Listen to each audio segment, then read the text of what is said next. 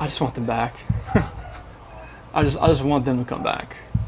And if they're not safe right now, that's what's tearing me apart. Because if they are safe, they're coming back. But if they're not, this has got to stop. Like, somebody has to come forward.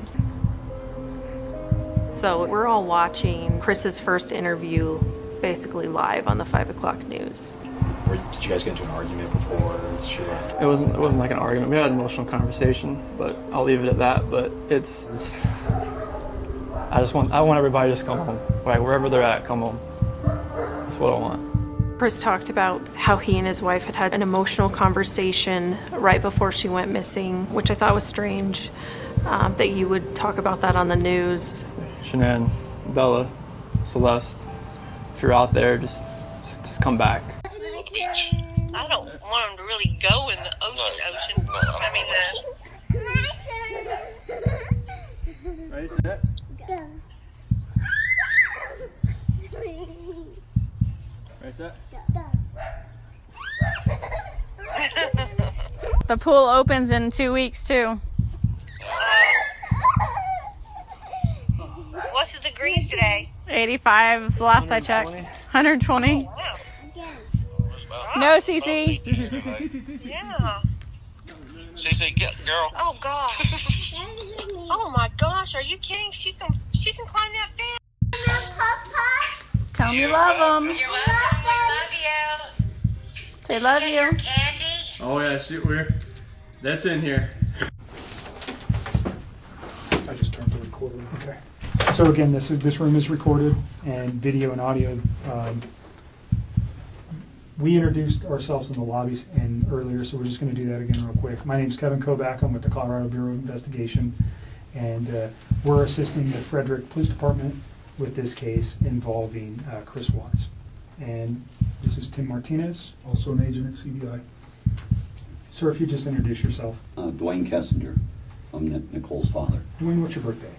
November 3rd, 1958. And home address for you, sir? 8801 West 65th Avenue. Let's see. And that's Arvada, 8004. And a cell phone or home phone, or where? 720-982-4547. Thank you. And Nicole, can you just introduce yourself for the recording? Nicole Kessinger. Do you need all the other stuff too? Yes, please. I live at 12255 Claude Court, Unit 612, phone number 720-656-9605. Claude Court, is that? I think we determined it was North Glen, right? Yes. You know your zip code? 80249. Okay. Can you speak up just a little bit so the recorder? I know you're tired and you're stressed, and we won't be here any longer than we have to be. You've already had a conversation with people before. You came here on your own free will to talk to us. We picked you up at your request and brought you here. You can get up and leave at any time. You don't have to talk to us. If there's a question you don't want to answer, don't answer it. If you don't want to talk anymore, just tell me I want to leave. And I'm kind of in the way of the door, but you're not being interrogated as a criminal suspect. We're here to understand your relationship with Chris and what you know about Chris and his family, and events relating to Chris Watts. And do you know him as Chris or Christopher? Either one. Okay. So the phone number that you reached him on, can you tell me what that number was? I think I deleted that out of my phone too. I just cut him out of my life. It's a 910 number. You guys have it.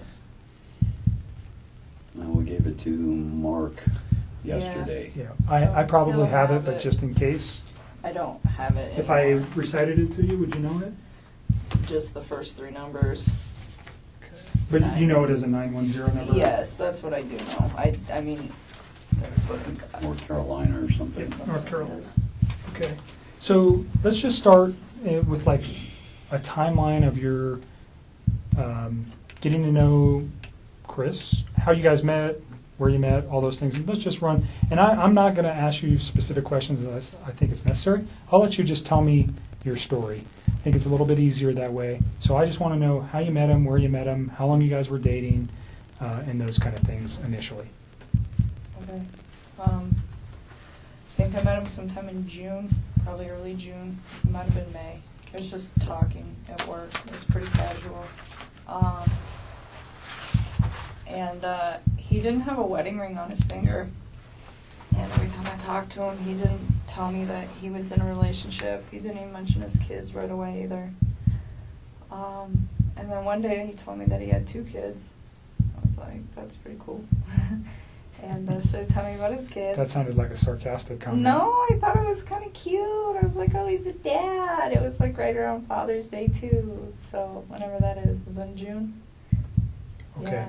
So I'm not good with holidays. He told me he had kids, and then it was Father's Day shortly after Okay. that. So that's what I do now. And I was like, I thought it was cute. And then he's telling me about him. He's pretty excited about him. And then he mentioned that he did have a significant other. And then he told me that those 2 were in the process of a separation. Did he mention the children's name or his significant other's name? I didn't know his significant other's name for a while. And then I think he told me his kids' names pretty quick, but to be honest with you, on an exact date of when that happened, I don't know. So in May and June, first of all, where do you work? I work at Anadarko Petroleum Corporation. I'm contracted to Anadarko Petroleum Corporation. Okay, and you work out of an office setting where? In Platteville, Colorado. Okay.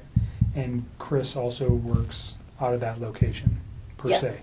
Yes. He's in the field, but he comes into the office with his team.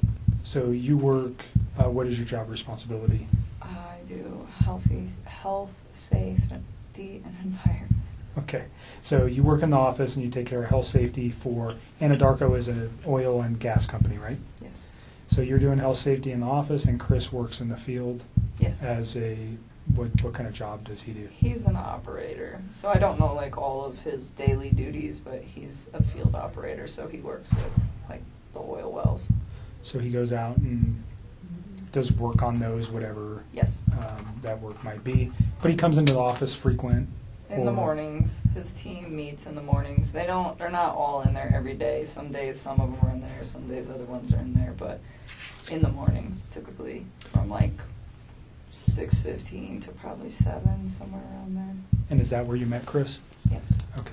So can you just take us through kind of a little bit of the early part of how he courted you or you courted him? I don't know which one happened.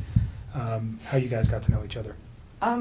I guess we just started talking. He actually, so part of my job is to manage the gas monitors that we have. So Anadarko requires all of their field personnel to carry like gas monitor sensors for toxic gases, and it's my job to control the inventory, any issues, anything like that.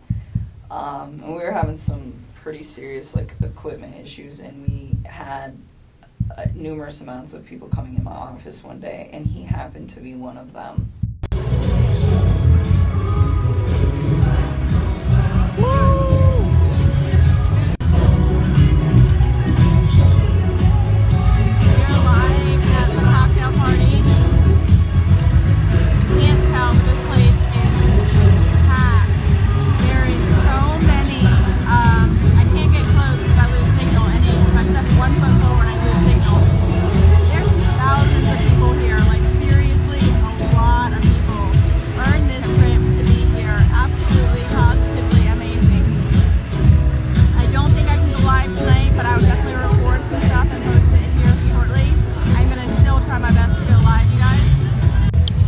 Everyone needs to deserve this.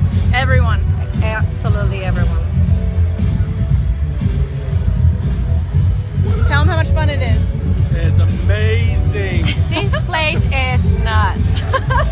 It is phenomenal. We're gonna go have some fun. Get to hear what's coming out. It's absolutely exciting. We're super excited. We'll be back here live shortly, guys. Love you. Hey everybody. So I'm home with the family, And they're excited to try the new Pro Bars, and they came in, I think, yesterday. So we have cookies and cream, and we have lemon meringue. Who wants Pro Bars? I do. All right, so do you guys want lemon meringue first, or do you want cookies and cream? Cookies. Cookies? I want that. You want the lemon meringue?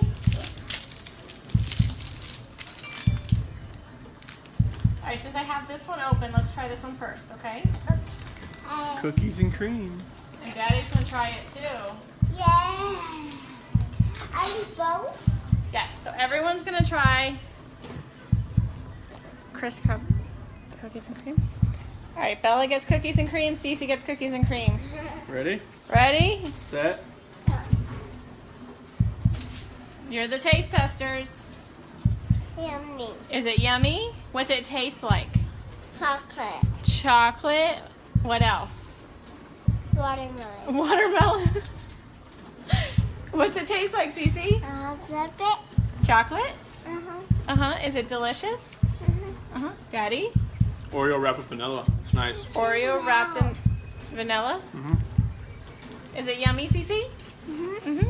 Is that good, Bella? I think they like cookies and cream. Okay, so let's try the lemon meringue. Hey, everybody. So, a little crazy over here. CeCe loves the cookies and cream. You like it? Yeah, nothing. Good thing. Don't mind me. It's been a long travel day yesterday. Been cleaning, regrouping today. Hey, Jen. Okay, so Chris, this is the lemon meringue. Nope, that's Daddy's. Here's yours. Wait, don't take. Wait. Here, Bella. Okay, this one's lemon meringue. It's like the pie, but better because I don't like the pie. Ready, set, go. Ready? Hey, Jessica. That's so good. How's that taste, CeCe? Good. Good? Yeah? Do you like that one better?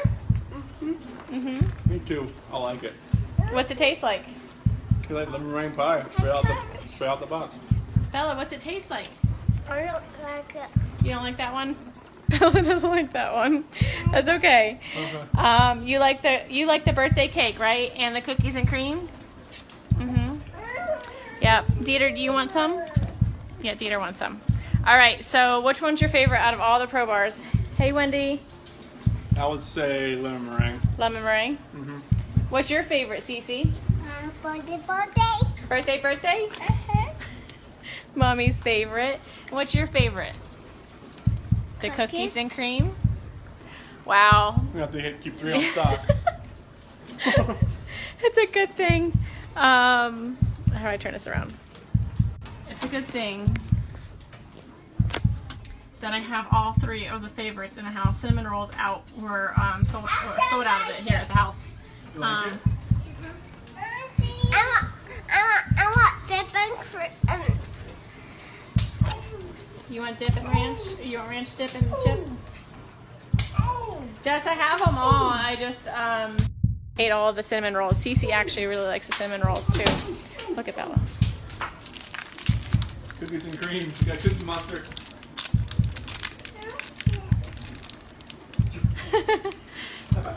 I'm guessing you like it, kiddo. You like it? You want the lemon meringue, CeCe? No, she didn't like that one. I don't like that. Daddy will finish it. Yep. All right, you guys. So that's our family. Making sure I didn't miss anything. Hey, everybody. So we're a mixed family. Apparently, birthday cake is a winner for me and CeCe. Bella loves the cookies and cream, and Chris is lemon meringue. Surprisingly, because he's a cookies and cream guy. Yeah. So super excited. I love it that it's a healthy snack, and CeCe can eat it because she has a tree nut allergy. And none of our products are made in a facility that handles nuts at all. So CeCe can have them. There's 0 nuts in them, and it's the only go-to bar. We can't do processed bars. We can't do anything like that because CeCe can't have any of it because it's all processed in a plant where there's tree nuts or nuts. So it's really nice that she can have it. It's a quick snack for mommy. It's always in my bag, and I can just give it to her. And I heard you, baby. I heard you. She wants ranch and dip. She's my child. Thanks, Kat. So it's really nice. It's convenient for me as a mom that I can just carry him in my purse and always have something for her. So super excited. The Pro Bars are amazing. They're a great snack, low carbs, low sugar, 2 grams of sugar in all of them, I think. But yeah, 2 grams of sugar and 20 grams of protein. So they're really good for you. So you guys have a great night. Love you. And we're going to be, CeCe and I are fighting over the birthday cake. So, all right. Say bye. Bye. See ya. All right. Bye, guys.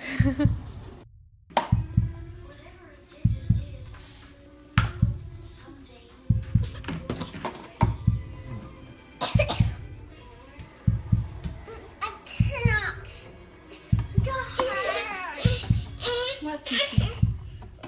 You can hold that.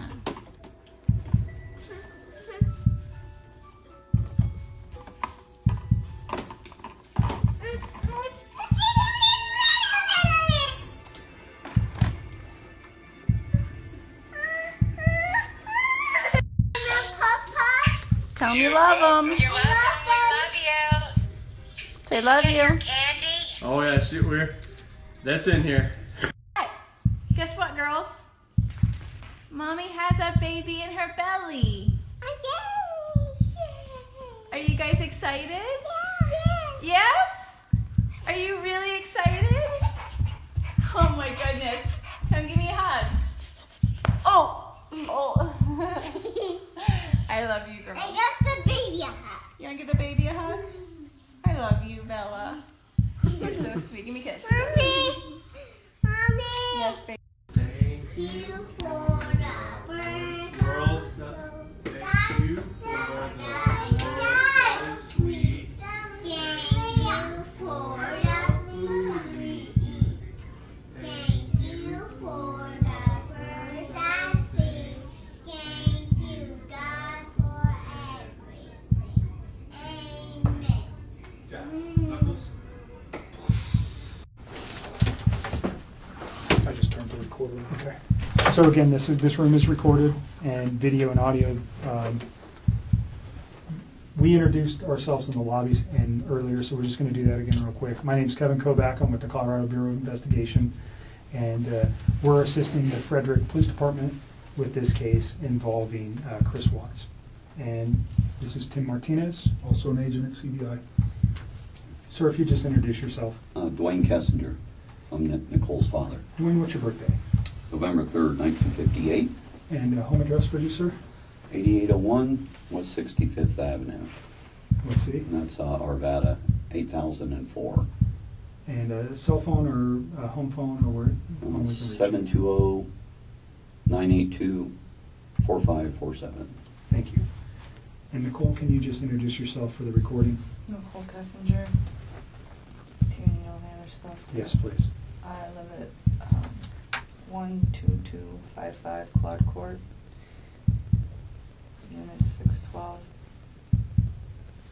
Phone number 720-656-9605. Claude Court, is that, I think we determined it was North Glen, right? Yes. You know your zip code? 80249. Okay. Can you speak up just a little bit so the recorder, I know you're tired and you're stressed, and we won't be here any longer than we have to be. You've already had a conversation with people before. You came here on your own free will to talk to us. We picked you up at your request and brought you here. You can get up and leave at any time. You don't have to talk to us. If there's a question you don't want to answer, don't answer it. If you don't want to talk anymore, just tell me I want to leave. And I'm kind of in the way of the door, but you're not being interrogated as a criminal suspect. We're here to understand your relationship with Chris and what you know about Chris and his family, and events relating to Chris Watts. And do you know him as Chris or Christopher? Either one. Okay. So the phone number that you reached him on, can you tell me what that number was? I think I deleted that out of my phone too. I just cut him out of my life. It's a 910 number. You guys have it. we gave it to Mark yesterday. Yeah, I probably He'll have it, have but it. just in case. I don't have it If I anymore. recited it to you, would you know it? Just the first 3 numbers. But you know it as a 910 number? Yes, that's what I do know. I mean, that's what I got. North Carolina or something. Yeah, That's North what it Carolina. is. Okay.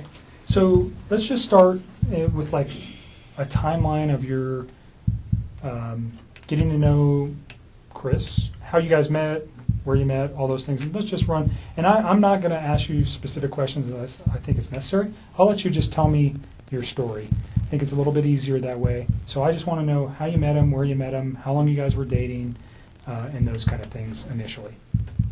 Okay. I think I met him sometime in June, probably early June. It might have been May. It was just talking at work. It was pretty casual. And he didn't have a wedding ring on his finger. And every time I talked to him, he didn't tell me that he was in a relationship. He didn't even mention his kids right away either. And then one day he told me that he had 2 kids. I was like, that's pretty cool. And started telling me about his kids. That sounded like a sarcastic comment. No, I thought it was kind of cute. I was like, oh, he's a dad. It was like right around Father's Day too. So whenever that is in June. Okay. Yeah. So I'm not that's- good with holidays. He told me he had kids, and then it was Father's Day shortly after Okay. that. So that's what I do now. And I was like, I thought it was cute. And then he's telling me about him. He's pretty excited about him. And then he mentioned that he did have a significant other. And then he told me that those 2 were in the process of a separation. Did he mention the children's name or his significant other's name? I didn't know his significant other's name for a while. And then I think he told me his kids' names pretty quick, but to be honest with you, on an exact date of when that happened, I don't know. So in May and June, first of all, where do you work? I work at Anadarko Petroleum Corporation. I'm contracted to Anadarko Petroleum Corporation Okay, and you work out of an office setting where? in Platteville, Colorado. Okay. And Chris also works out of that location, per Yes. se? Yes. He's in the field, but he comes into the office with his team. So you work, what is your job responsibility? I do health, safety, and environment. Okay, so you work in the office and you take care of health safety for, Anadarko is an oil and gas company, right? Yes. So you're doing health safety in the office and Chris works in the field Yes. as a, what kind of job does he do? He's an operator, so I don't know like all of his daily duties, but he's a field operator, so he works with like the oil wells. So he goes out and does work on those, whatever Yes. that work might be. But he comes into the office frequent. In the or- mornings, his team meets in the mornings. They're not all in there every day. Some days some of them are in there, some days other ones are in there, but in the mornings typically from like 6:15 to probably 7, somewhere around there. And is that where you met Chris? Yes. Okay. So can you just take us through kind of a little bit of the early part of how he courted you or you courted him? I don't know which one happened. How you guys got to know each other? I guess we just started talking. He actually, so part of my job is to manage the gas monitors that we have. So Anadarko requires all of their field personnel to carry like gas monitor sensors for toxic gases, and it's my job to control the inventory, any issues, anything like that. And we were having some pretty serious like equipment issues, and we had numerous amounts of people coming in my office one day, and he happened to be one of them. And I'd seen him before, like they meet in the lunchroom, and that's where I go put my lunch in the fridge. So I'd seen him, but I didn't ever like talk to him. So that day we just started talking, and then every time I saw him in the hallway after that, and it was always hit or miss, like it wasn't an everyday thing, it was just when I saw him, we just started talking, and we just kind of had a lot in common and just hit it off, so we'd always have, pretty good conversations, and then, I don't know, one day he told me that he had kids and started talking about his kids, and then mentioned, yes, that I have a wife, but we're getting separated. I said, okay. And then When do you think that was? when he said all that, So specifically when he told you he was getting separated from his wife, was that within the first couple of weeks that you knew him, or was that later on? You said you met him around May or June. Yeah, it was still in June. Okay. It would have been before Father's Day. So had you guys ever gone out on any kind of No. date at that time? You just No, were no. conversing at work? Yeah, that's all it was. And then, I don't know, we started hanging out. We hung out. We went to a park. Hung out at a park. Let's go back real quick. So why did he tell you that he was getting a divorce? Did he ask you out at that time? No, he didn't. I think he was probably interested in me. And so he talked to me a couple times via his work phone, and I was like, no. Like, it was still very, like, friendly conversation. But then when I realized, like, this man is interested in me, I'm interested in him, this is personal, so we got away from the Anadarko thing because I really don't want those guys affiliated with any of this. And So you have a work phone that's specifically... no, I have one phone that I do both on. He has two phones. Okay, so he had your phone, the 720-656. That's the only number that I roll with all the time. Okay. So he has two phones. All right. One of those owned by Anadarko and Yes, one sir. personal. Yes, sir. Do you know what his Anadarko phone number was? Okay. It's been so long, and I mean, I'm sure I could like look it up, but I tried to look it up for those guys yesterday, and I couldn't find it. Okay. We can find it. That's okay. Just wondering if you knew it. But at that point, we just like took it to his phone because I just felt it was like better that way. And we just continued to talk, and then Let me go back to the park. Where's the park? it's like down the street from my house. It's called East Lake Number 3. Your house Yes. in North Glen? Yes. And that was in the June time frame. Yeah, or like the beginning of July. It was like right around my birthday. It's like so sometime at the very end of June or the beginning of July. Okay. And that's the first meeting you had outside of work. Yeah. The basic conversation for a first date? I mean, we kept it pretty simple, I guess, you know. I don't even remember everything we talked about. We Sure. were there for a few hours. But Understand so if I ask about conversation, what I'm looking for, was he talking about his family during any of these meetings? Those are the kind of, I understand, whatever you guys were talking about, relationship, your life, your interests, those things, we don't need to know that. What I'm interested in is knowing is when he brings up his children, when he brings up his wife, when he brings up financial information, when he brings up his home, when he brings up anything that may have been, and it's been a few days, so you've had a chance to reflect on some articles that you may have read, and you know, unfortunately, that you're in a situation where somebody has been murdered.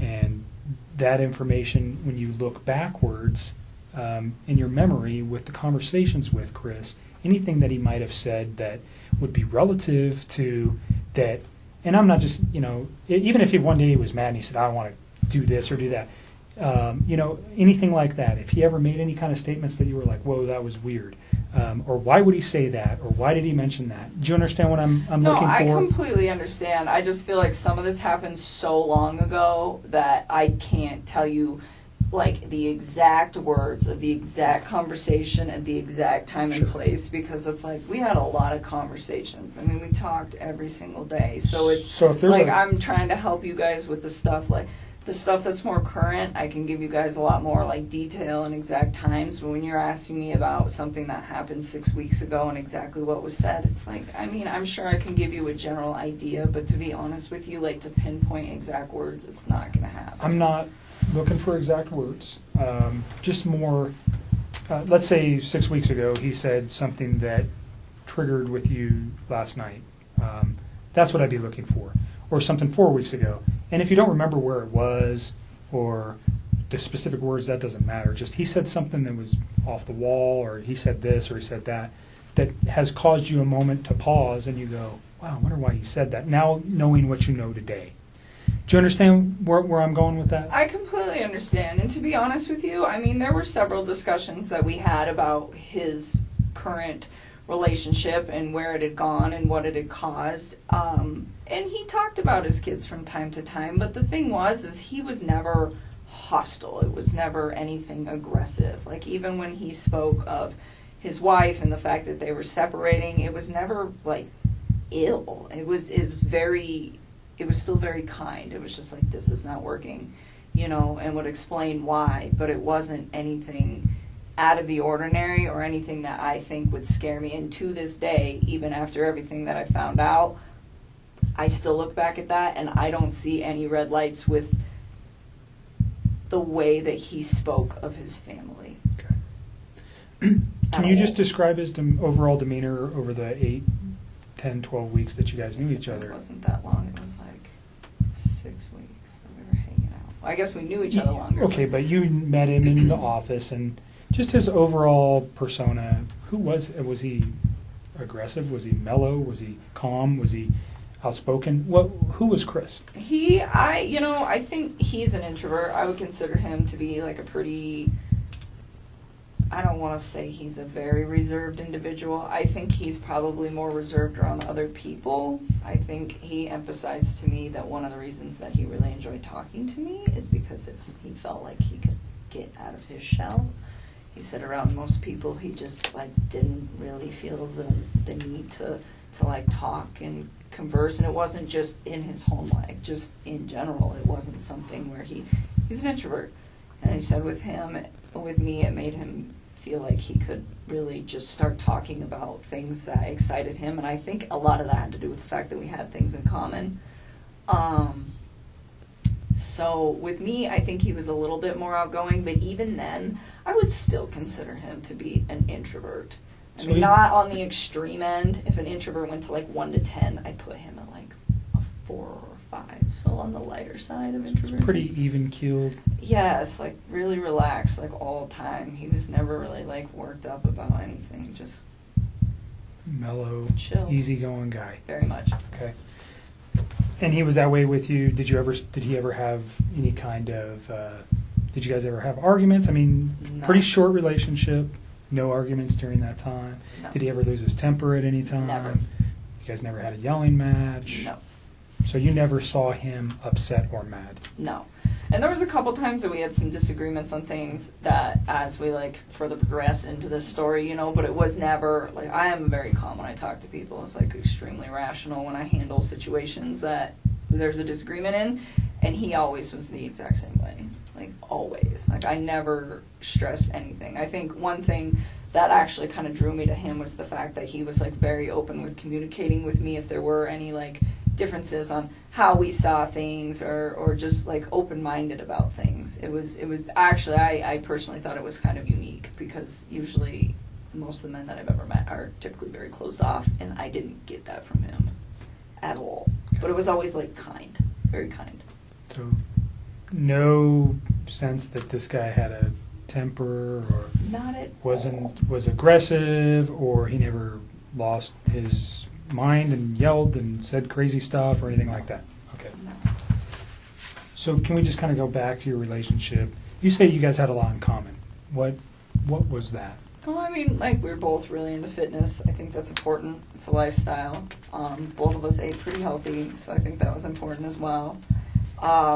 He's like a total gearhead. He likes cars a lot, and I don't know nearly as much about them, but it's always been something that I've been pretty interested in, so we definitely talk about stuff like that.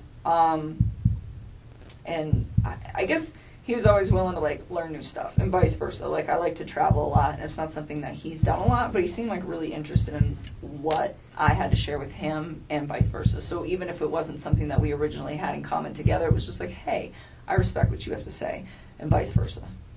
So you guys just yin and yang. You got along pretty well. Very well. And no time, he never gave you any indication that None. that he was having issues.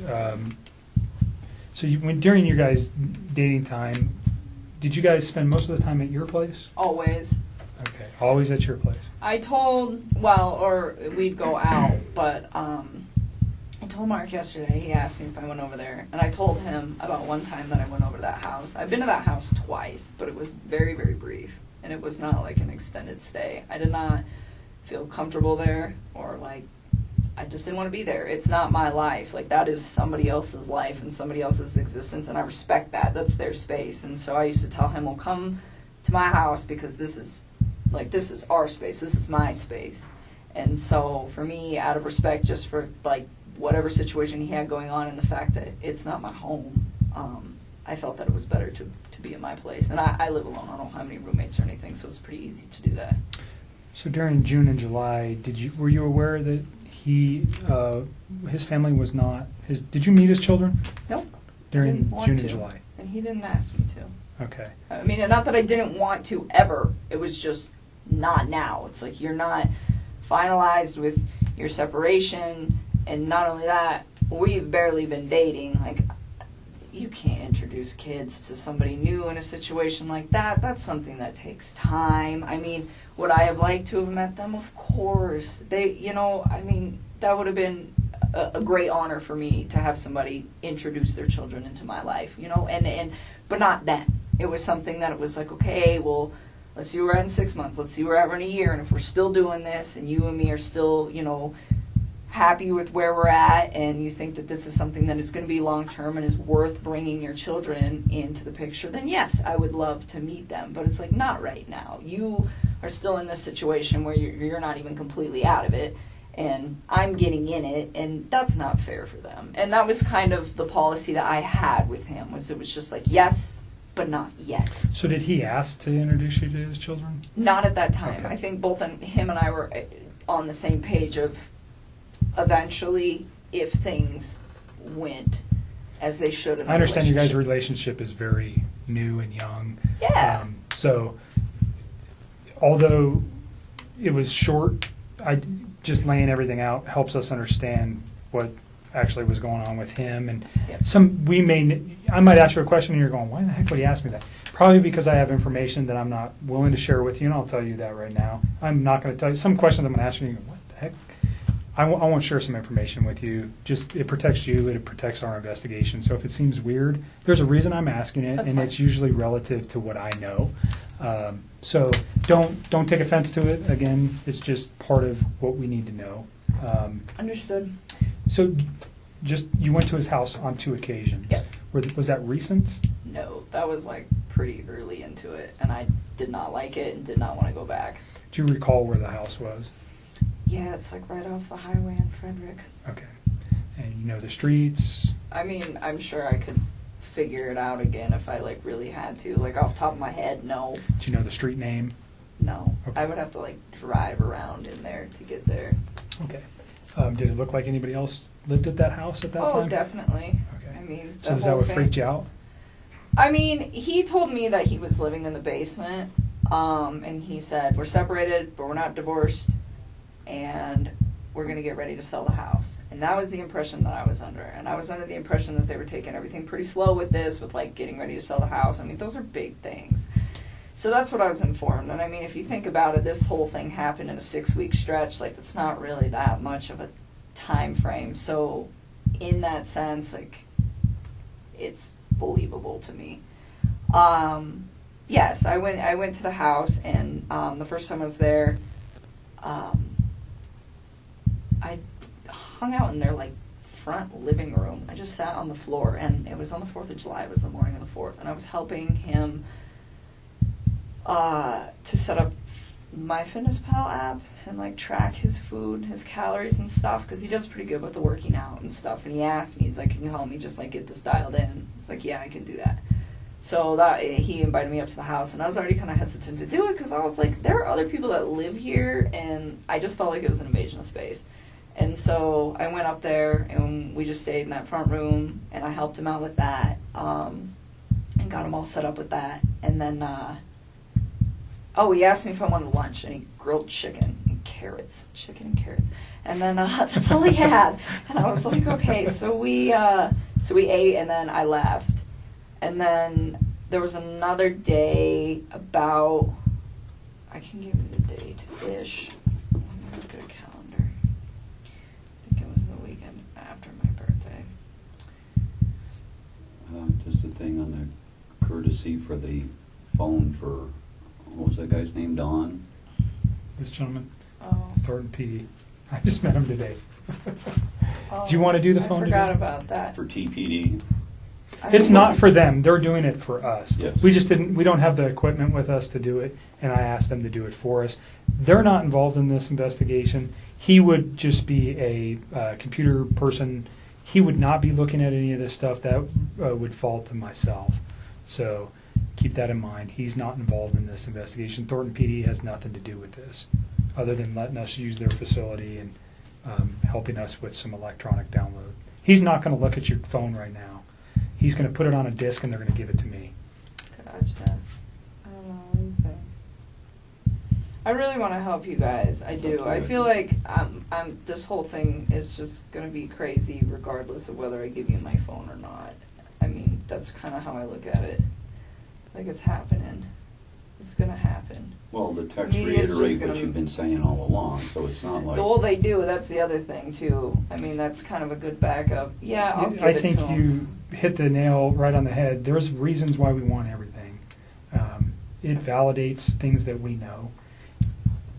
I'm not going to come out and tell you that if you tell me something today, we'll validate it with your text messages, whether it's the ones we have now or the ones you're going to give us. I'll give Certainly. it to 'em. If you want to go get him. I want you to read this, is what I want you to do before you decide that, okay? So the second time I went to that house, I'm not sure what day it was, but it was the weekend of the 14th. Of August? July. I don't know if it was the 14th or the 15th. One of those 2 days. But we had went out and we stopped there just real quick on the way back. And we were there not very long. But that time I saw a picture of his wife and one of his kids. And I remember thinking to myself, like, wow, she's so beautiful. And I, like, took a step back and I was just like, this man has a gorgeous house. He has beautiful babies. He has a beautiful wife. He has an awesome job. Like, why would he want to leave this? And I remember talking to him about it, and that was the first time that I tried to actually say, what do you think about not separating from your wife? Like, what if you really try to work on this? And he had expressed to me that we've tried to work on this, and it's not working, so that is why we're separating. And I spent some time, like, just, you know, kind of, because it almost made me feel bad, where I was, like, to the point where I'm engaging in a relationship with a man who, the way he described it, is in a contractual agreement, but was not in, like, an emotional relationship with somebody. And for me, the way I would have preferred to do this is to have waited till that contractual agreement was also done, and he was done. And he could have approached me and said, I'm just had a divorce, you know, maybe we could take this slow, what do you think? But instead it was, oh, we're separated and we're working on a divorce. And that is the part that I feel bad about, because I should have waited on that and I didn't. And, you know, I was just like, well, they're already there. So, you know, but then being in a house, I was just like, why? Fix this. Find a way to fix this. Make it work, you know? And I was like trying to push him to do it, and he seemed pretty reluctant to do it. He didn't want to. And, I don't know, we were still seeing each other fairly frequently, but I kind of like backed away so we weren't hanging out quite as much, and we were still close, but it was just, like, I really wanted him to try. Like, I wanted to know that he tried and it didn't work, and then he moved on, not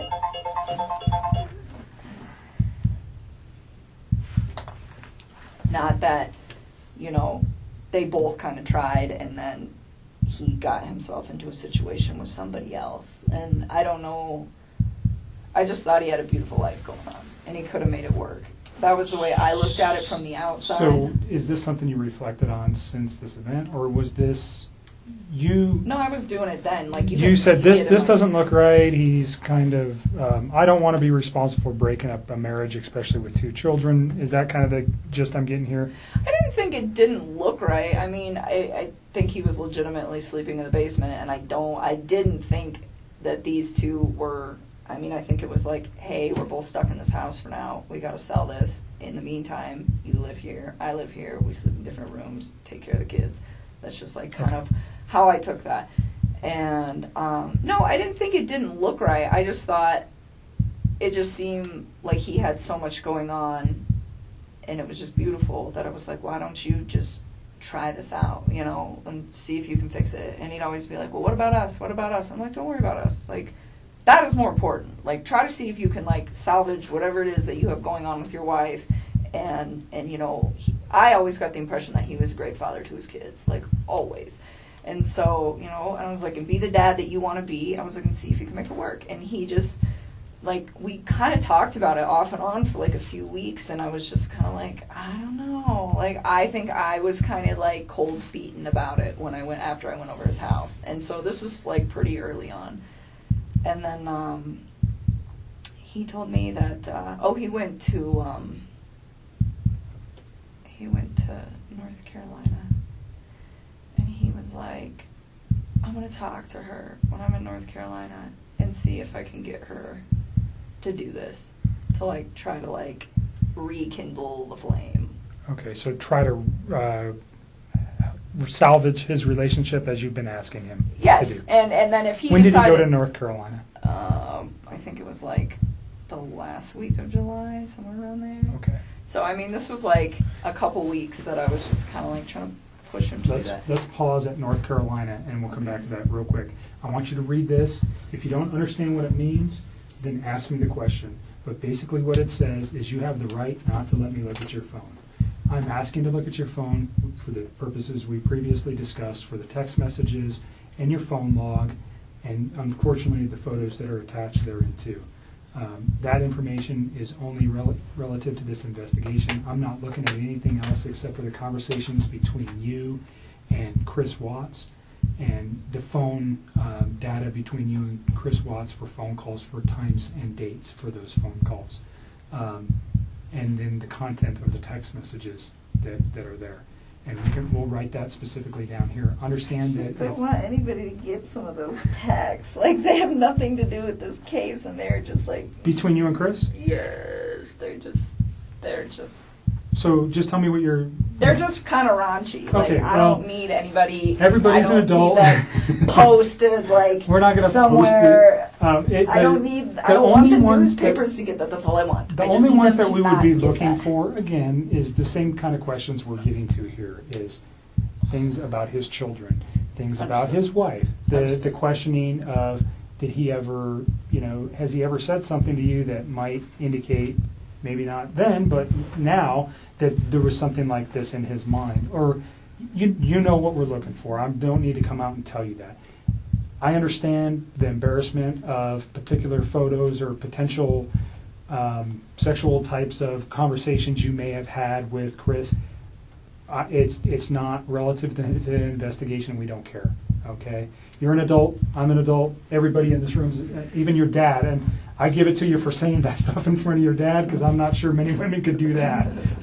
So that's not what we're after.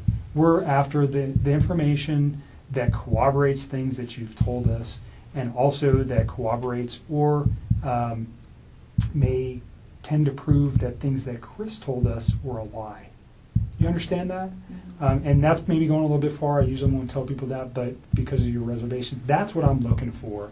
If I can disprove something he's told me by a phone record, phone records don't lie. People do. Okay? So if I can disprove something that may be important, that's what I need it for. I'm not saying I can. Has it happened before? Absolutely. Is it critical in cases that I've worked in the past? Yes. So that's why I want it. Okay? Again, you don't have to give it to me. You can tell me, I don't want you to have it. Go get a warrant. I'm not even going to tell you if I go try to get a warrant right now. I'm just asking for you to consent. And again, we can write right here what you're willing to give me, which is the text messages and the phone log. And unfortunately, again, the attachments on some of those text messages. And I'll write it on there, and then you'll just sign it. Okay? Do you understand the questions there? Do you have questions about any of the things that it says? You understand you don't have to do this. You're doing it of your own free will.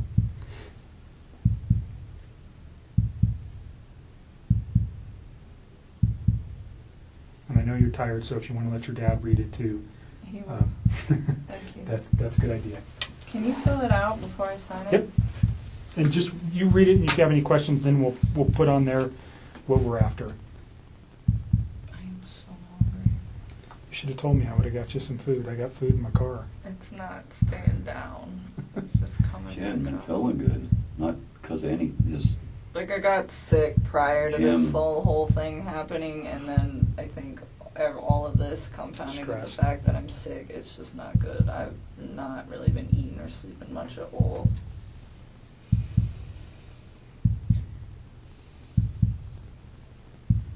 yeah. I'm with you.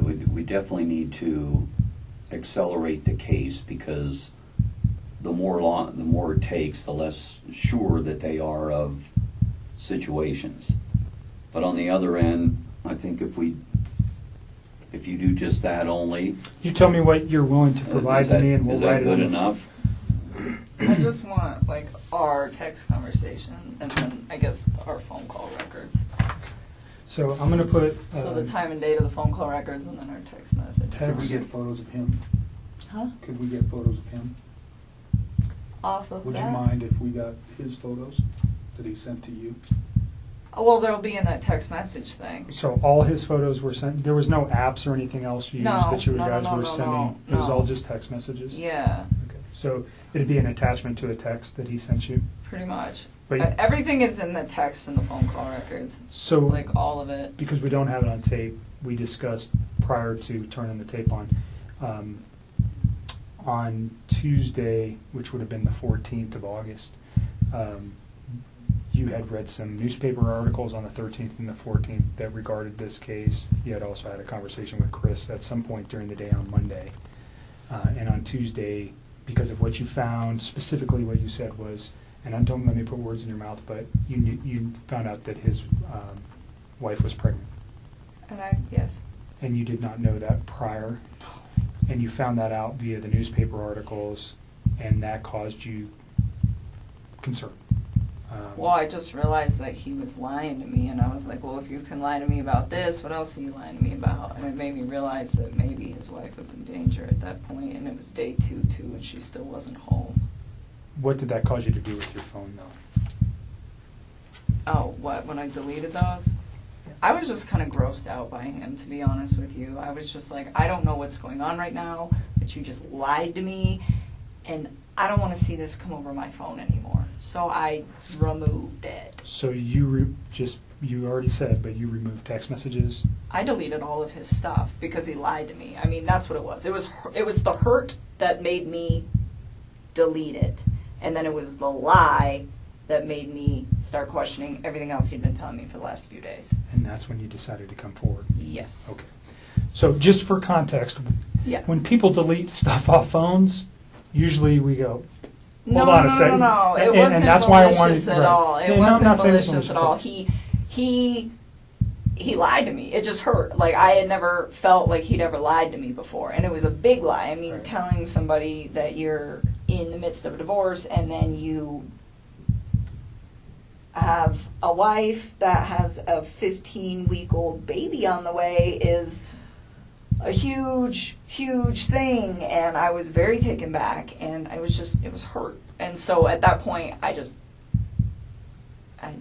deleted it. I had a few more quick things to say to him, and then I just got rid of him. That's literally what I did. I just cut him out of my life. It would have honestly been like a bad breakup kind of thing. Like, if none of this other stuff would have happened, that's what it would have been. That would have been the end of it. The information was not destroyed because there was anything in there that would be harmful to you or potentially to Chris at this point, but harmful to you in particular. That's not why you did it. No. You did it out of, excuse my language, this guy's an asshole, so I'm getting rid of him, and I'm getting this stuff off my phone. That was like me kicking him out of my life. Okay. And then, like I said, and then realizing that he lied, that was when I was like, okay, maybe his family is in danger and they're not coming back and they're not staying with a friend. Yeah, when did I go over there?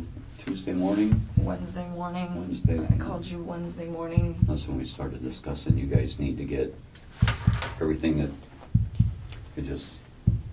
You can understand the importance of. Oh, no question. We were. Like I said, people lie, phone records don't, and they really help specifically establish dates and times. I think we have a very good grip on that in this case already, but there may be a time when we go, we need to know something else, and then we would have it. We don't want to lose it, and that's really what it is for us. Is if we lose information that later on we go, man, I wish we would have got that, and we may never even use these. We may never even look at them, but if we have it now, then we don't worry about losing it. So I appreciate you being cooperative and giving it to us. Yeah. So the first thing I wrote was text messages.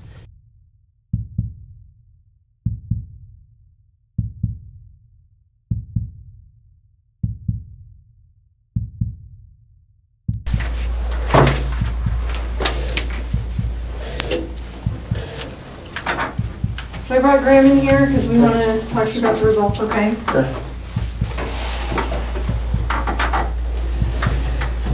So it is completely clear that you were not honest during the testing, and I think you already know that. You did not pass the polygraph test. Okay. Okay. So now we need to talk about what actually happened. And I feel like you're probably ready to do that. I didn't lie to you on that polygraph, I promise. Chris, I know. Chris, stop. It's time. Just stop for a minute. Take a deep breath. I want you to take a deep breath right now.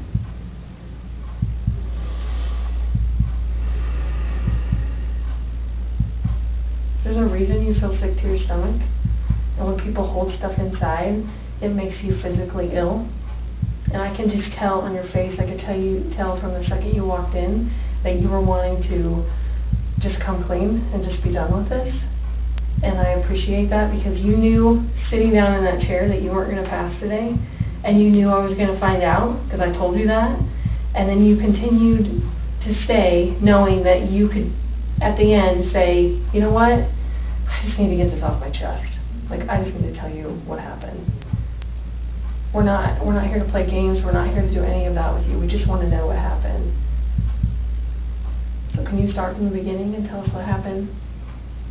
Everything that I have told you, I did not lie on this polygraph. I don't know how much I could tell you right now. Like, I did not. Yeah, it's not even an option right now because you did not pass the polygraph. So I know you were being deceptive. So that's not even an issue right now. The issue right now is what happened to Shanann, Bella, and Celeste.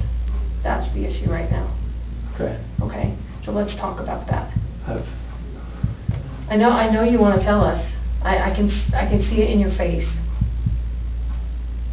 Holding this lie in is going to do nothing for you. I know this. Like, okay. I'm not like trying to like cover things up. Like. Yeah, but you kind of are because it's normal. Normal people would do that. Normal people that make a mistake initially are going to go, I don't know what you're talking about. I didn't do anything. That's normal. I would expect that. It's just like if you ask your kid, did you write on the wall? And they go, no. And you're like, you have a marker on your hand. Like, I know you just wrote on the wall. And they're like, oh, okay. That's a natural reaction that someone's going to initially lie about something like that and then eventually tell the truth. So this is your eventually telling the truth time. This is where the rubber meets the road, Chris. Like, don't let this continue any longer, please. I'm not trying to make anything continue. Like, I want them back home, like. But you know they're not coming back home. You know that. I don't know in the back of my head. I hope they come back home. But you know they're not. I hope they come back home. Mm-hmm.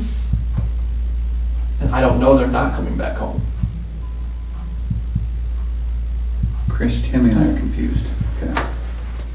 And here's what we're confused about. I told you that we've done some work overnight. Yeah. I told you that we've got a lot of leads, okay? That wasn't a lie. I know. We know a lot more than we think we do, okay? And here's where we're confused. You're this great guy, and I'm not just telling you that, okay? I'm telling you that because everyone tells us that, okay? We can't find anyone to say anything bad about you. Chris is a great guy. He's a good father. He's a good man. We're confused as to why you're not taking care of your beautiful children. I'm not taking care of them right now? Right now. Where are they? where they're at.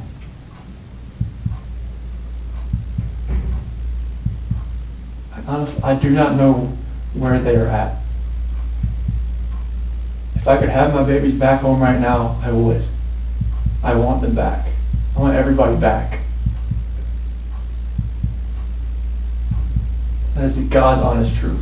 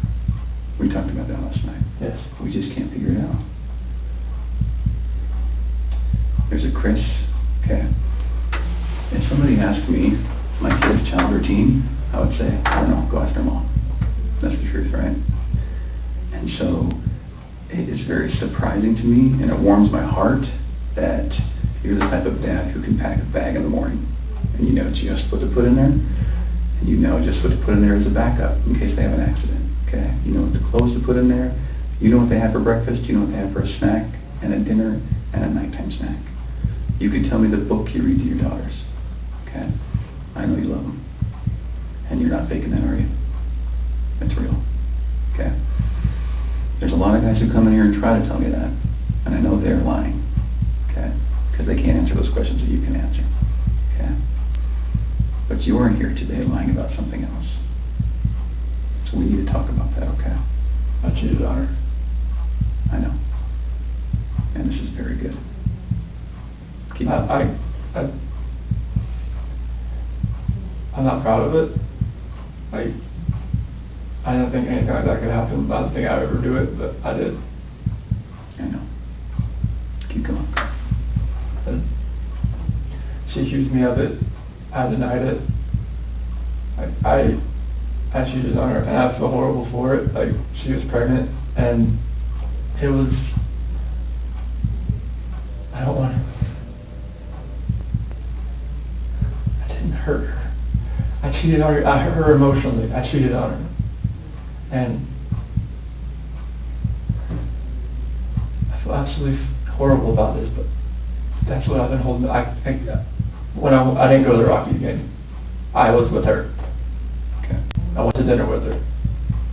Okay. Keep going. That 5 weeks I was alone, I was with her most of the time. Okay. You're doing a good job. This is the Chris that I knew would come out today. This is the Chris who tells the truth, because you're a truth teller. When I tell you I fell out of love, it's because I fell in love with her. Absolutely. Okay. I mean, that's God's honest truth. Okay. Who is her?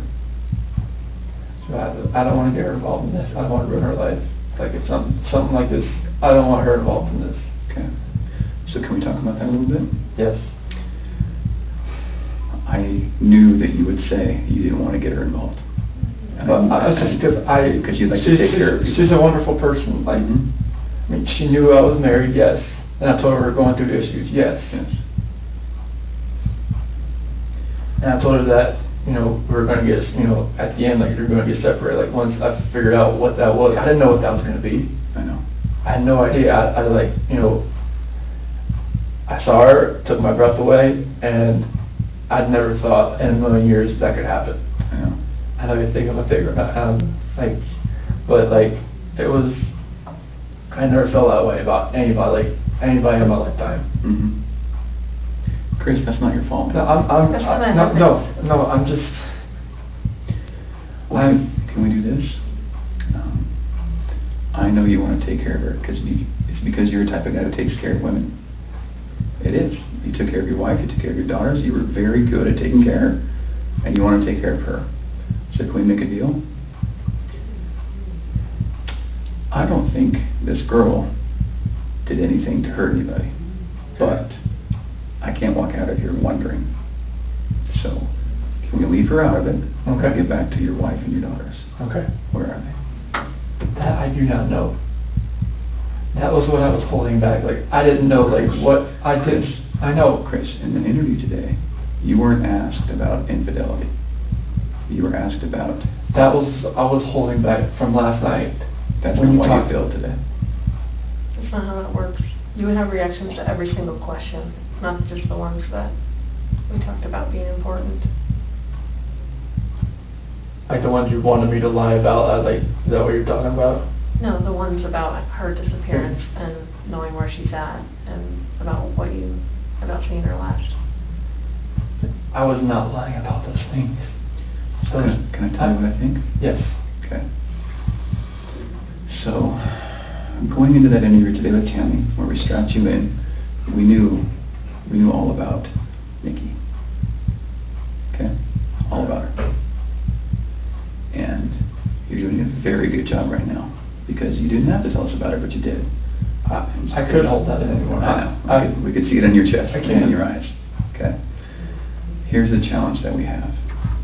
We knew about Nikki, and so we didn't need to ask you about her in the polygraph. We just didn't need to, because we knew. Okay? And so that's why we didn't ask you, because we already knew the answer. Okay? We're very, very worried about your daughters and your wife. I am too. Okay? So can I tell you, maybe based on the people that I've talked to, and Tammy's talked to, based on all the investigations we've done, based on your cell phone, both your cell phones, your wife's cell phone, Nikki's cell phone, okay, based on talking with family members and friends, and based on talking with everyone, here's what we know, okay? And I'm not going to lie to you right now. Here's what we know, okay? Chris is a good man. Everyone said it, okay? I'm not just telling you that because I, want to blow smoke here. You're a good man, okay? Nobody can fake answers about packing a backpack. Nobody. You either pack a backpack for your kids or you don't, okay? This should have been the happiest time of your marriage, okay? You and Shanann. This should have been the happiest time. She's making a little money. She's making good money. You're making great money. You both have a job. You have beautiful kids. You have a beautiful house. You're in Colorado. Clean air, good people, okay? And on top of that, you look pretty good now. You're pretty fit, okay? This should have been a time in your marriage where you guys were happy and thriving and productive, okay? And I believe that Shanann's the reason none of that happened. I believe that she's a controlling person. Maybe doesn't listen to you as much as she should. I think that she can do whatever she wants and you can't. Okay?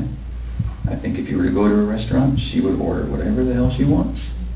And as soon as you order a nice steak, she says, "Whoa, buddy." Okay? A woman that lets her man do all of the backpack packing and all of the cooking. I'll do all the cooking, but like she cooks like I do like some things here and there. Okay. That's because you're a good person, and I think that she started on the path to leave the marriage. Okay. It's ironic that we're talking about you and Nikki. I think that she was the one who started on that path first. What do you think about that? I wouldn't have thought about that. Okay. And the other thing I think is interesting is, even though she is that type of person that's controlling, doesn't listen, does what she wants, is walking away from her kids, here you are defending her. Because to your core, you want to take care of the people you love. Okay. And that's the reason why we want to give you an opportunity today to just help us find them. Okay? Will you do that for us? I'll do whatever I can to help to find where they're at. Okay. So when she asked you, do you know where they are, or are you going to tell the truth about where they are, you failed miserably. Okay. Why? I'm a nervous person. Like every question I asked, every question, it felt like I couldn't say the right thing. That's not how the polygraph works. I don't know like what it reads like through. I know she was saying about autonomy of the process, but like I don't know where they're at. Chris, right now your dad's outside. He flew across the country to help you. Okay. You're lying to him.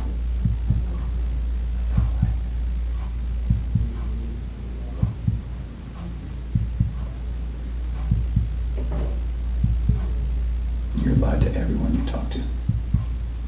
And they all bought it. Will you please help us find your babies? I want to find them. I've told you over and over, I want to find everyone. Can we go back to that night? Yeah. You know that we have texts, and we know that there's an Alexa in your house, and you know that those are trained to record distress.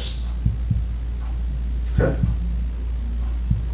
You know that we know the content of Nikki's text messages and your text messages and Shanann's text messages. Okay? I didn't know you knew where Nikki was until tonight, right now, so. Okay. Tell us about that night again, and please tell the truth this time. I told you the truth. I promise I've told you the truth. Like, we woke up at 4 o'clock. I woke up at 4 o'clock. Got dressed, got ready. 4:15, me and Shanann talked about the house, about separation. Did you guys talk about Nikki? She accused me of like, all right, well, you know, is there somebody else? Sure. I didn't say it. You denied it? Yeah. Okay. Because she brought up like, you know, like, well, was there a $68 charge on dinner the other night? Okay. Was there 2 of you? And that was with 2 of you, wasn't it? Yes. Okay. That's Nikki. Okay, so it sounds like at that time there was maybe you weren't quite ready to just say, Shanann, this is everything. I couldn't say it. Okay. We were already trying hard enough. I couldn't say that. Okay. What did you say? I just told her like, this separation has to go. I want separation. Okay. Was it her idea to sell the house or yours? She initiated the realtor the week before in an email. Why? Because we were talking about the marital issues. She's like, well, you can't afford to live on her own. Well, she can't afford to live on her own, and I can't afford to live on my own. So she was like, we need to just contact Ann and see. And who'd you contact? Well, she contacted Ann, our realtor. Ann? Yeah. Okay. Would Ann say the same thing, that your wife initiated the contact? Yeah. Okay. She would. And then on Monday, I texted her to see if what she could do. Okay. And that's in there too. You probably already knew that. Tell me about the pregnancy. Was that your idea or hers? She said she was about 80-20. Well, I only did the pros and cons of it. Like after she got pregnant, she told everybody that it was mainly my idea. Is that true? Yeah, I mean I wanted a boy. Did you want to get pregnant? Hmm? Okay. And then after the fact, she said it was mainly me that wanted it, and she was about, you know, she was 70-30 against it at that point. Like she would tell her friends that. Yeah. And I was just like, what, 70-30 against it? Like, why? Okay.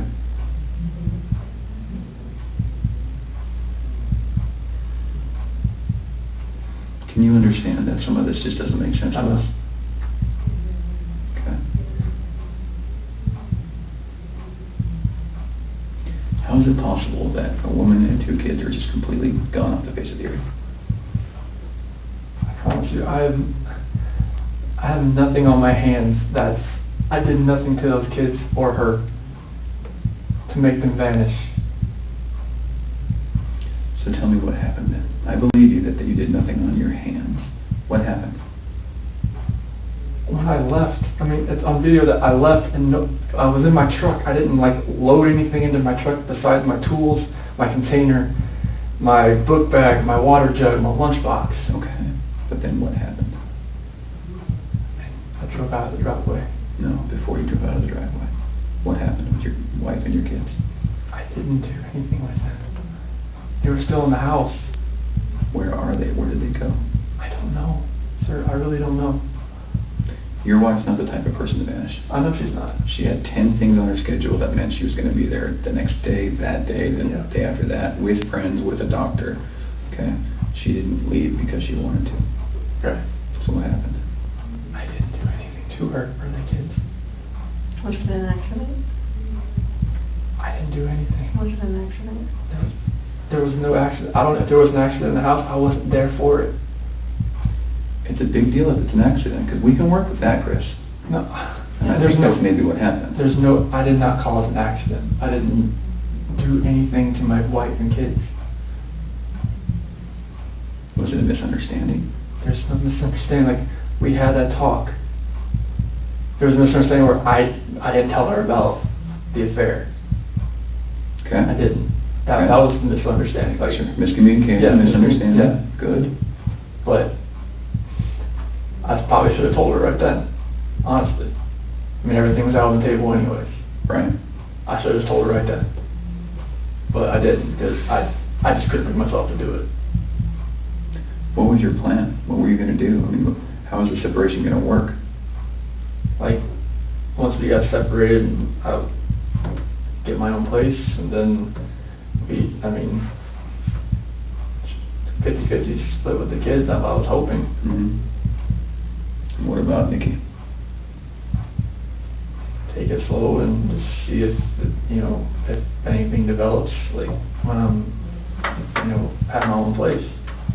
Okay.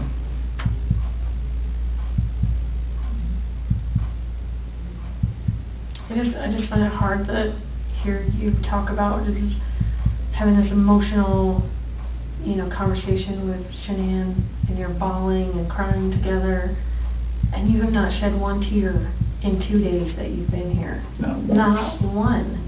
And help me understand that, because I don't get it. These are your baby girls, and you have not shed one tear over them not being around. Chris, I lose my 4-year-old in the store for 10 seconds, and I start to go panic. I have not seen any of that from you at all. Help me understand that. I love those girls. I would never do anything just because I haven't shed a tear. You get no, that's weird. Is that weird? Don't look into that like I don't love my kids. Tell me, I love my wife. explain to me. You're crying with your wife that you're leaving her. Yeah. But you don't cry that your 2 little baby girls. I'm hoping they're still around somewhere. I'm hoping they're still somewhere. Yeah, but you don't have them right now. You're not reading stories to them at night. I know. You're not giving them midnight snacks. You're not giving them their medicine. You're not waking up with them in the morning. I know this. So that should cause you pain. It does cause me pain. But I don't see that. I don't see that. I want to see the Chris that cares. I want to see the Chris that, feels bad about what he did and wants to, get this off his chest and be done with this. And let us find your little girls so that they're not out there in the middle of a field or whatever somewhere. Don't do that. I love those girls to death. Then show us that. Show us that. Show us this Chris, not this Chris. I'm not showing you that Chris. I'm showing you the Chris that cares about his girls and his wife.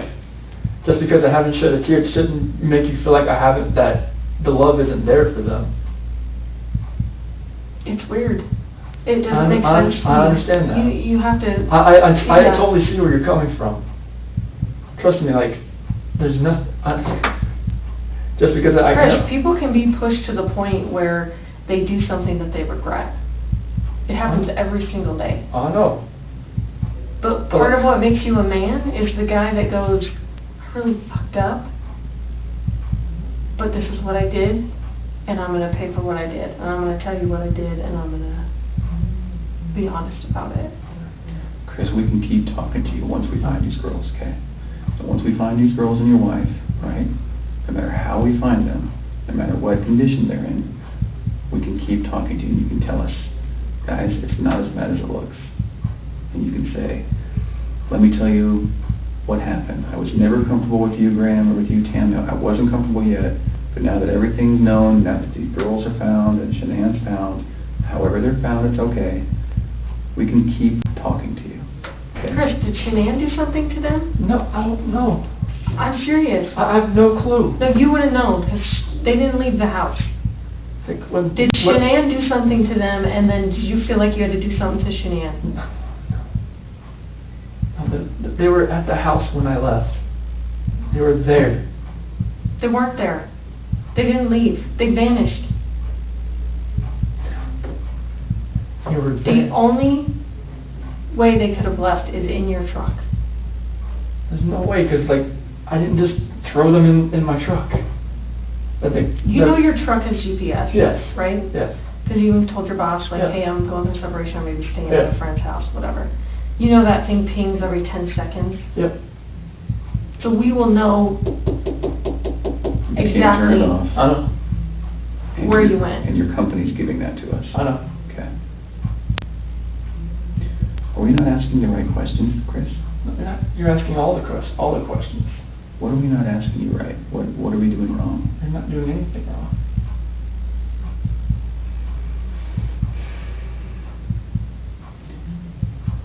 Did Shanann do something? If she did anything to these kids, we both love them with all our hearts. There's no way. It could have been an accident. Something happened in the house that you know about. You failed the polygraph test, Chris. This is not about, did you leave and your wife vanished and you didn't know anything about it. That was not what you were asked, okay? Okay. We know that something happened to all three of them. But I want to know, did something happen to these baby girls first that you had to take into your own hands and deal with? You had to clean it up for Shanann. Chris, you gotta tell us. There's something that happened to these baby girls.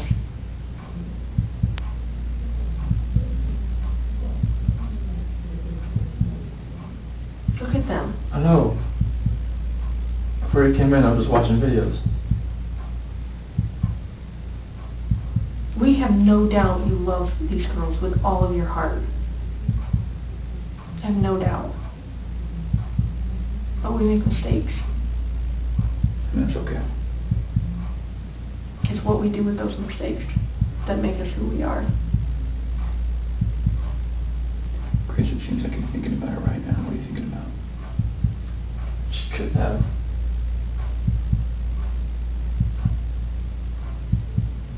I feel like you cleaned up for her. I feel like that's the type of guy that you are.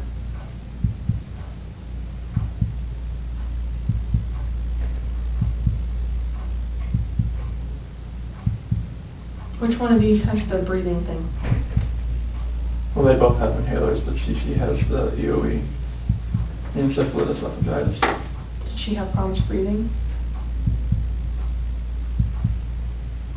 And only like with her allergies and whatnot, like if she had anything next, but she's home with the endoscopies and everything and the surgeries I told you about. Do you think she had trouble breathing that night? And Shanann freaked out? And didn't want to live without her baby girl? I don't think so. Did you hear about the homicide that happened in Aurora, where the guy beat that family to death with a ball-peen hammer? Mm-hmm. The only person that survived was a 3-year-old sibling. And that sibling grew up to be a total mess. No family, no mom and dad, no brother or sister, just her by herself. She says, I wish I would have died with them. And there are times that people freak out. I've seen it. I mean, I've been in law enforcement for almost 20 years. I've seen it. Parents freak out and they're like, oh my God, like, I can't have my baby girls live without each other. They're best friends. They're like twins. They're, you know, they wake each other up in the morning. And I understand that.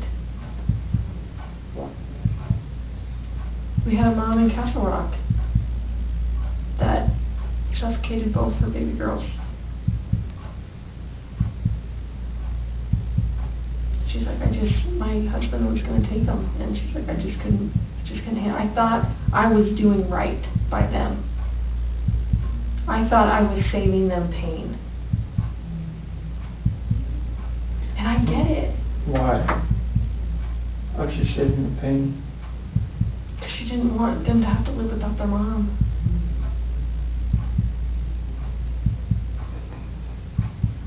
Chris, this is a weight that's going to be on you for the rest of your life until we resolve it tonight. Unless we can talk about this more tonight, this is going to follow you forever. I promise you, when you start talking to us, you will feel better. I know you already feel better about getting the Nikki off your chest. Please don't like involve her in this or anything like that. She can't do that. You got to help me. I know. Chris, we're giving you a lifeline right now. You need to take it. You need to reach out and take it. Did they look like this the last night you were with them? She had that dress on, like, on the 8th or 9th. It wasn't in this, but she had that dress on. Cause I remember I had 2 buttons on the back. I'd take them off so I'd get her pajamas on that night. Did you guys make sure that they were warm when they left the house?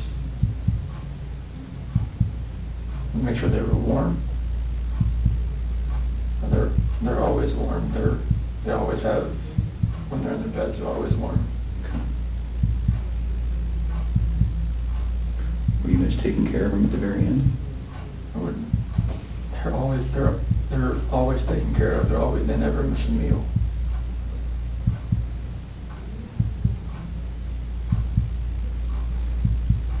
Chris, you took them out of the house with their blankets and their animals. Like, that's because you cared. That's what a caring dad does. I mean, I'm always caring for these kids. There's nothing in this for my life.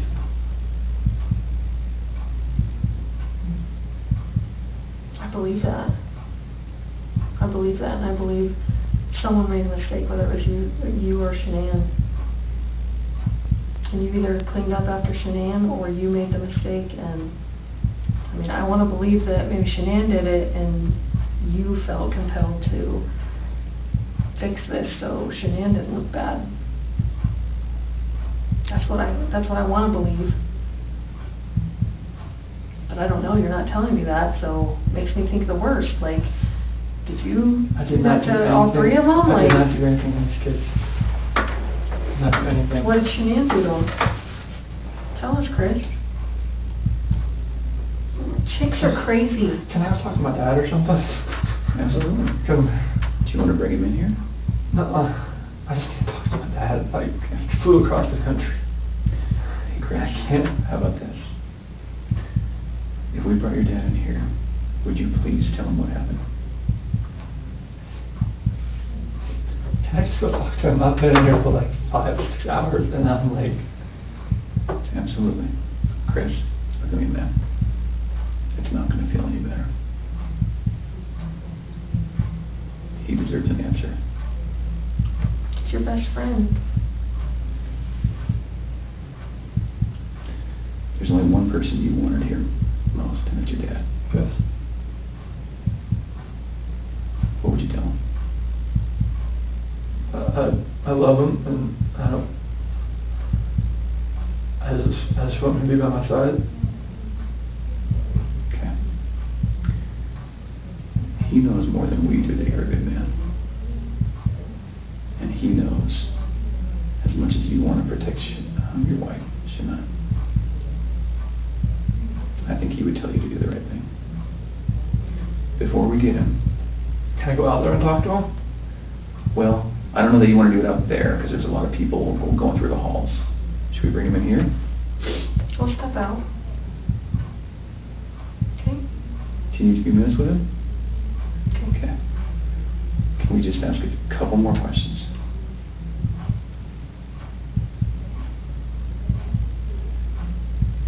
It seems like you're about to get her off your chest.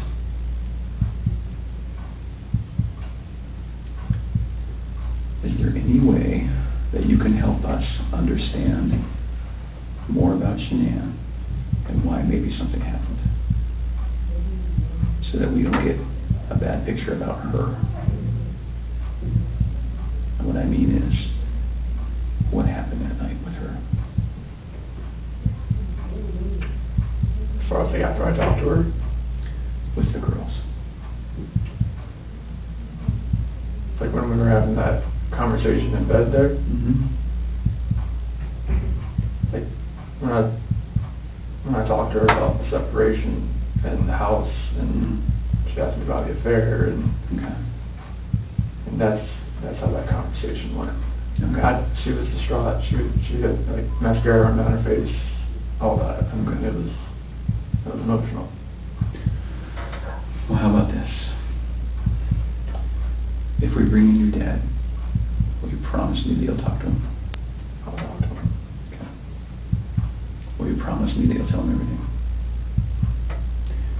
Would it be easier if you told him and he told us? I don't know. Okay. I don't know if that's going to be easy or not. I tend to think it's not. I think you're the type of guy that needs to take responsibility, because you always have taken responsibility. You've always made the right choice. So I guess I'm just worried that if we bring your dad in here, that could distract you. What do you think? Distract me from like talking to you. Yeah. I just need to talk to him. Okay. All right. I know you'll do the right thing. I do. I don't know how long it's going to take. I think that you need to think a little bit more about that. Okay? And you need to realize that your dad is not going to stop loving you no matter what you tell him. You are his child, and he will not stop loving you. Never. Ever. And this is not the last chapter in anyone's story at all. Okay?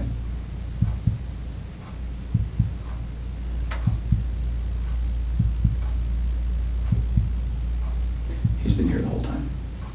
You know, he didn't want to leave you. Have you ever seen, sometimes when an animal's owner dies, they stick around forever? I think that's your dad.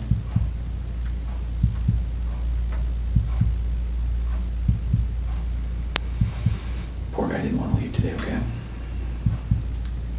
So, keep that in mind. He wants to hear it all.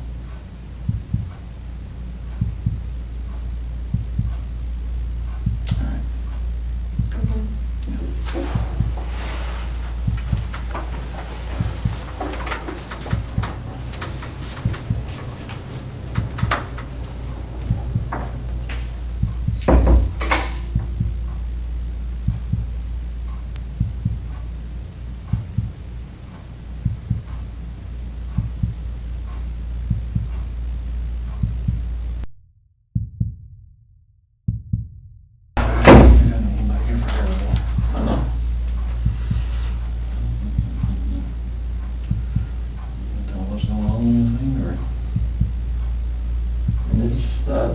Polygraph failed it. Yeah, because there's too much emotions. So I mean, they're not gonna let me go.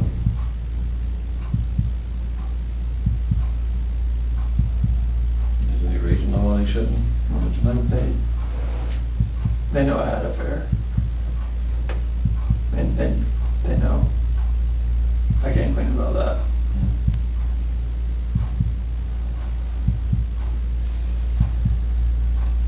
They know you had an affair. Mm-hmm. Anything else you want to tell me? What's going on, or what happened, or anything? Or you know anything about? When we had that conversation that morning, it was emotional. It was told her about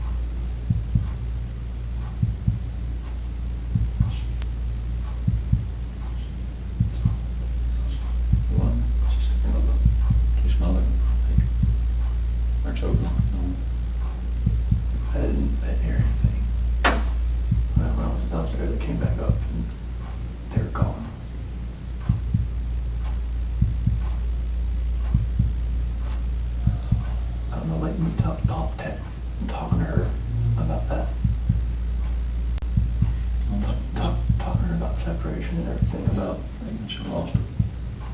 I don't know, like, what else to say, like, 'cause I freaked out. I had to see people on there. Those are my kids.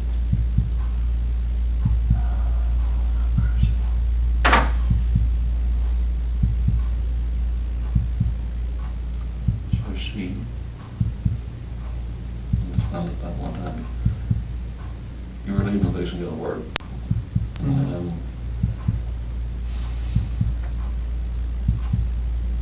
she freaked out over the separation and everything. Like, she laid back down, but that's when I went downstairs, but I heard like a little commotion upstairs, but I didn't think anything of it. And then you went back upstairs and she was, I can see, like, she was on top of me. what, choking her or did she kill her? They're blue. Both of them. Yeah. She choked both of them to death. I freaked out in the champagne with her.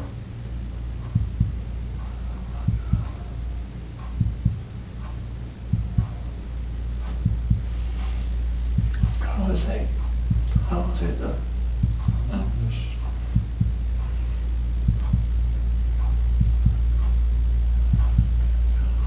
I begged him, like, call the cops about it. so when you do all the bodies off or something? I mean, I didn't know what else to do. I freaked out. I didn't know nothing else to do. I didn't know what to do. So she killed both CeCe and Bella, choked them to death.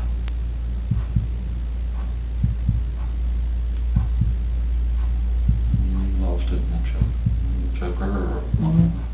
That's just rage. I hadn't.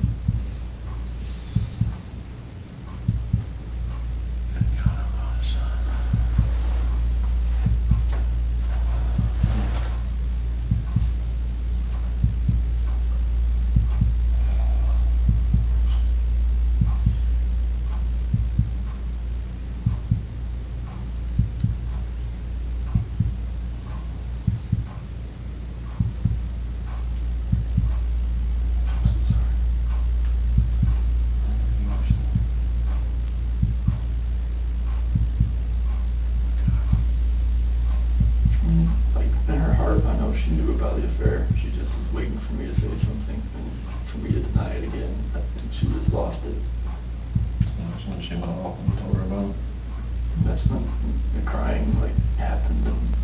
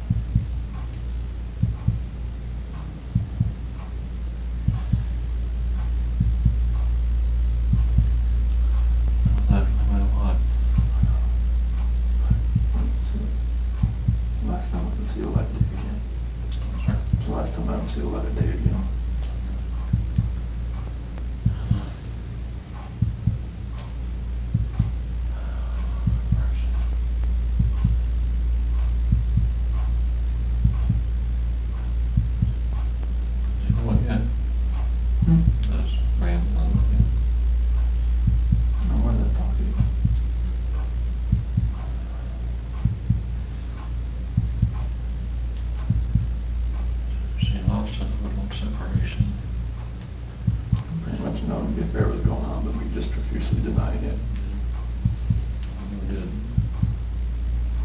I had told her, but she more or less knew something was going on. She actually killed both her children.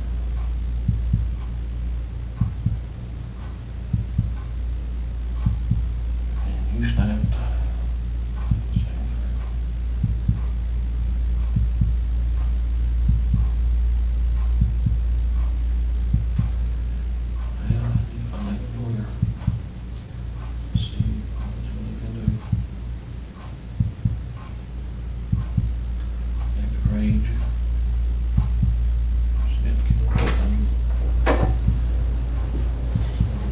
What's that? Doing okay? You sure?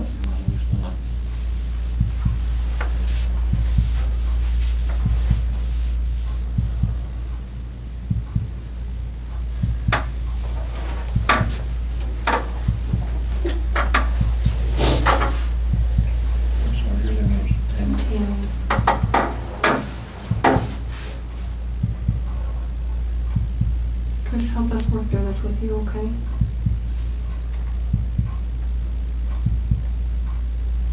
Will you tell us what you told your dad? After that conversation, Water up there, son. no, it's fine. Yeah. After that conversation we had, and she accused me of the affair, she, in her heart, she knew what was going on. And she knew about the dinner the other night. It was too much for just me. She knew about what now? When I told her I went to a Rockies game, I went out to bed.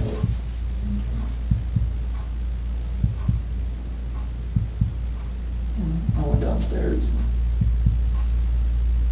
And that's when you told her about the separation? Well, that was when I was upstairs in bed. Told her, what I wanted, and I wanted a separation. And that's what I want.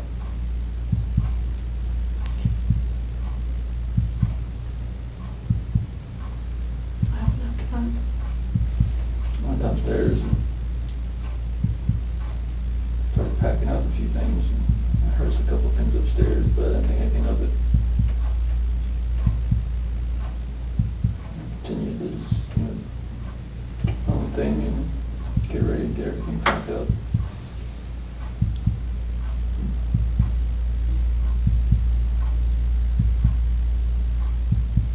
Next.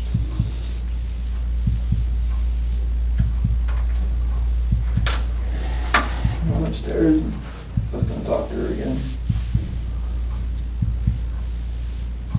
And I saw on the monitor, Bella's covers were like pulled off and she was just laying there. She was just hot.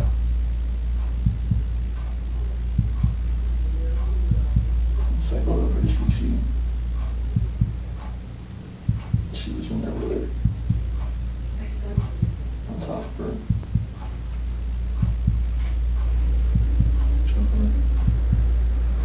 Freaked out.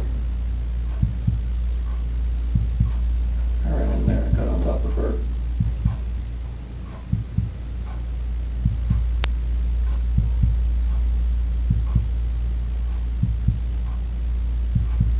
What'd you do?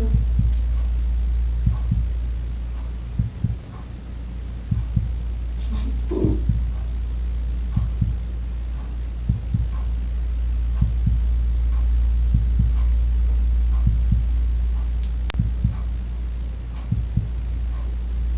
Those are my babies.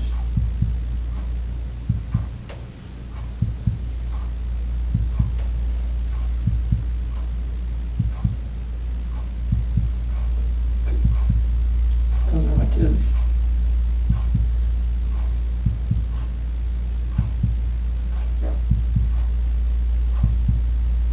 What happened? Something that hurt. To Shanann?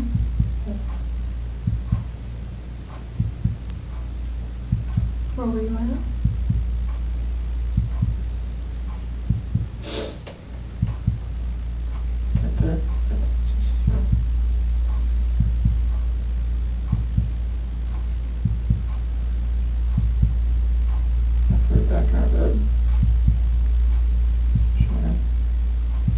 Okay.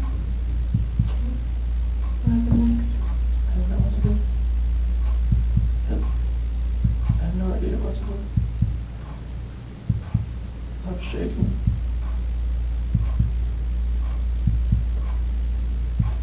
Like both my kids are blue and they're gone.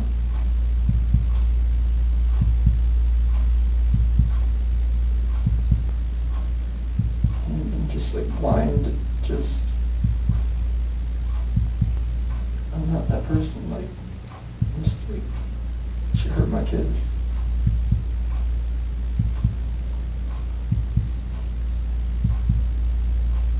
Like I did the same thing to her.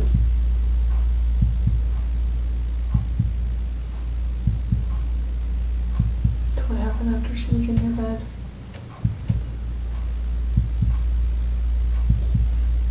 And there, I didn't know what to do. She's back and covered her up.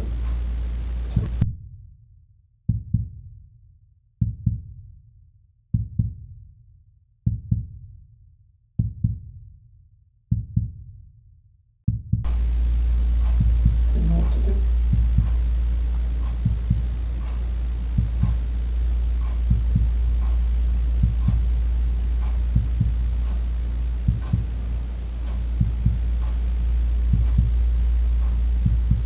Where are they now?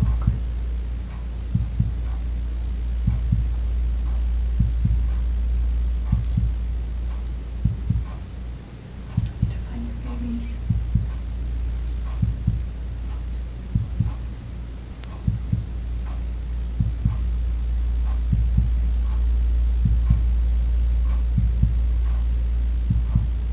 Did the hard part.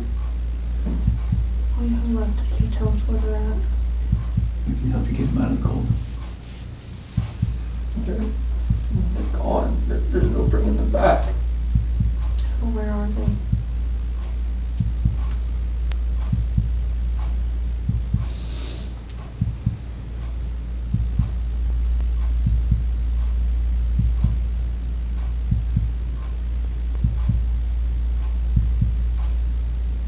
At that first location I went to that day. Where at? That's 319. Where at? That location. Right there off the site. Right there. How did you pick that site? First site I was supposed to take them there. So where would we find them there?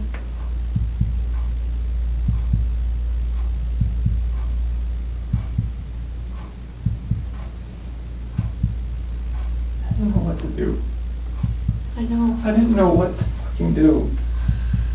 Like none of this made sense. Why would she hurt my fucking girls?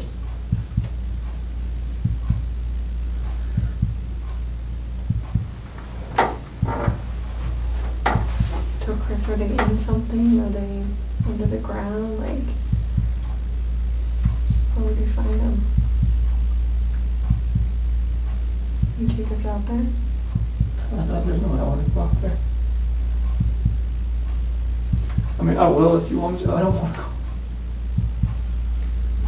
What if you and me and your dad just drove by and you could just say, right there, we could help you just get him out of the cold, you know, take care of him for the last time.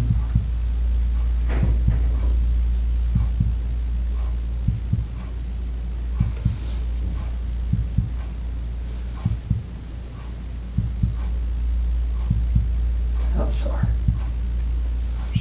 I know you are. I know you are. I know you came in today to do the right thing. You didn't have to come in. You came in all on your own.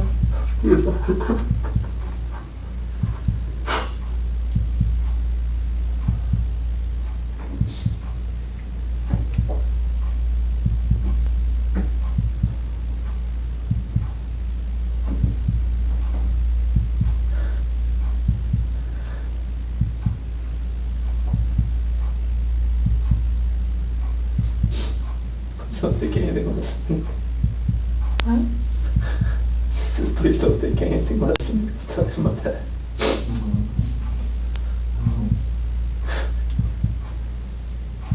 Are they all three out there, Chris? Yes. Okay. What was she doing to CeCe? She's just on top of her. My hands around. Hands around what? My neck.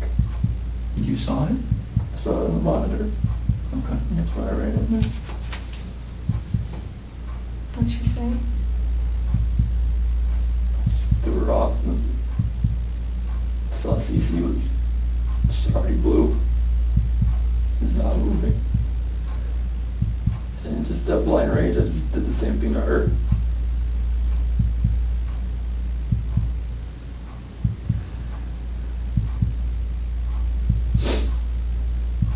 Did you ever go into Bella's room? As I put Shanann back in, that's no, when I saw her on the monitor, the way she was laying, the bed just sprawled out.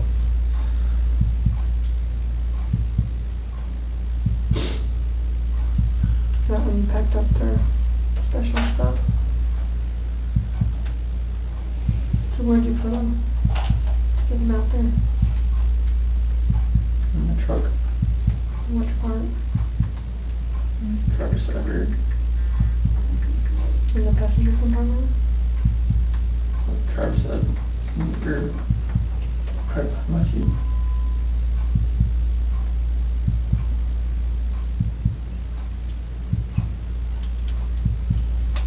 What do you think of on the way out there? There's, and the babies are gone. And I put my hands around my wife's neck and did that same thing.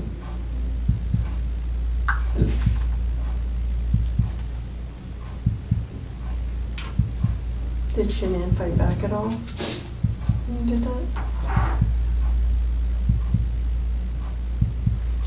The rage that I had after seeing that, not much.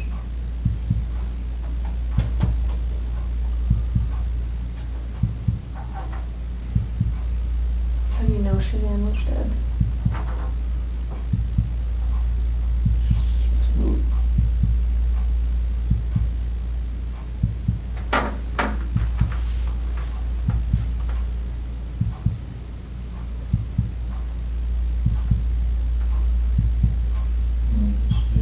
We looked on her Facebook page like 2 days ago. They had this like 4 or 5 foot long baby doll. Yeah, laying on the couch with a sheet over it. Shanann did? Yeah. Before it happened. Yeah. That's a good point. So I'm thinking that's not a plan. I don't know. That's a very good point. If I can't see it now, I'm blocked on hers. If you look on her Facebook page. What did it say, or what was the You caption? said, what do you say to this?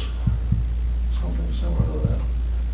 And a tall lady dog about that tall was laying on one of her couches and had a sheet over it, across the head, all the way up, you can see his feet hanging out, saying like Bella had done that. The kid went through that. Do you remember that, Chris?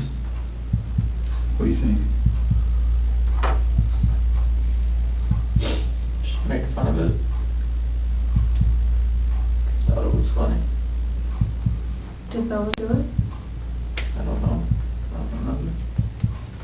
I don't think so. But I don't guess it up. I don't think she would do something like that. I've seen them have their dolls and stuff out on the floor and just covering up waist and stuff and something like that. But nothing covering their head and everything else like that. Because what? Like a body laying there or something.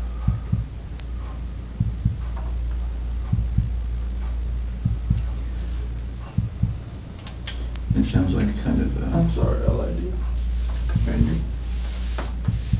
I mean, you knew what was going to happen. Mm-hmm. You stayed for a reason. Chris, you're a good man. I'm not a good man.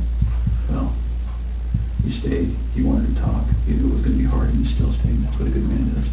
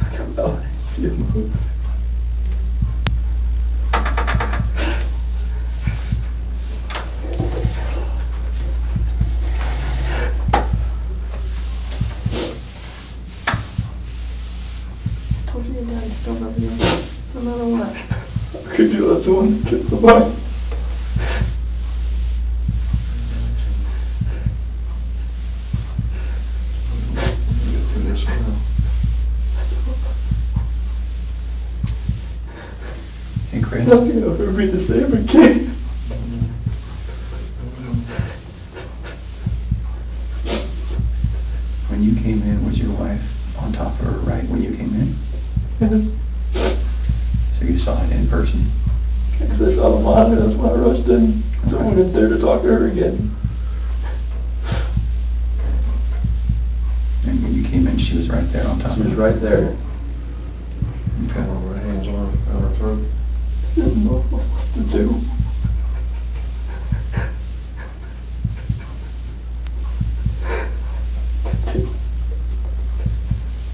Are you trying to save CeCe? Already blew in the face. She wasn't moving. Her head just banging over left like that.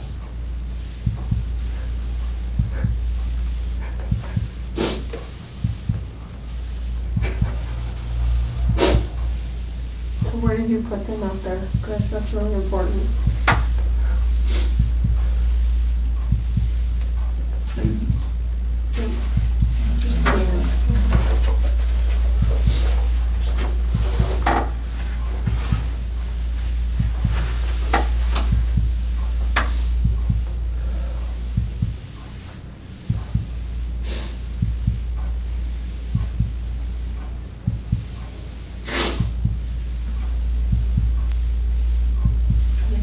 Something, or they under something, in something.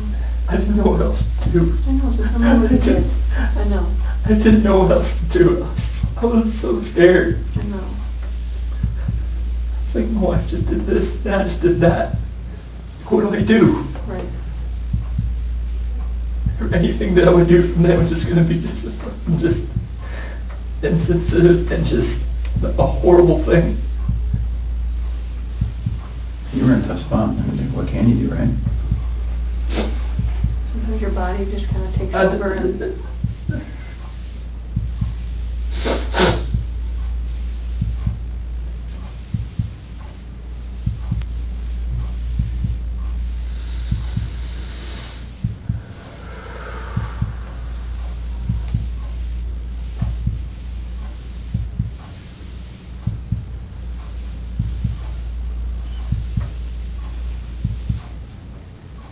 I'm looking at your dad here.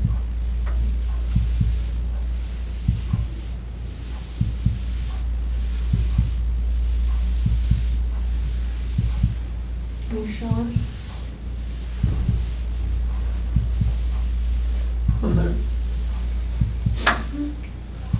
What's going to happen? We're going to help him get out of there. Do you Like, what?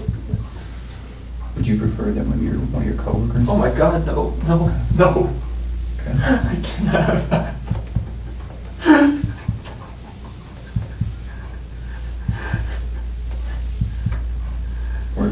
You said that you're about to become a good man. They're going to see this. You're like, what the fuck did you do, Chris? Like, what? Like, why didn't you just go to college to begin with?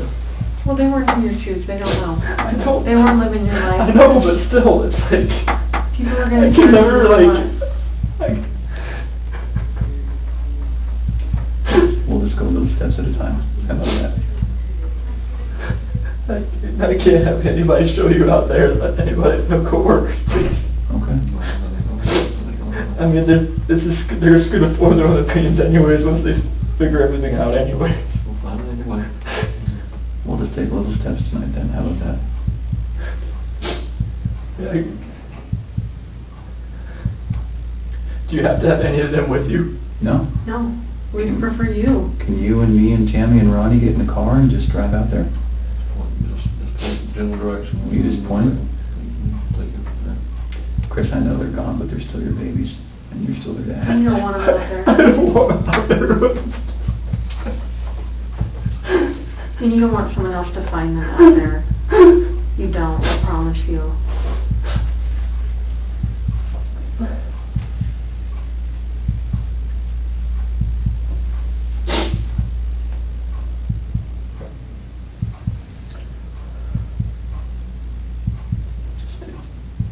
Take us.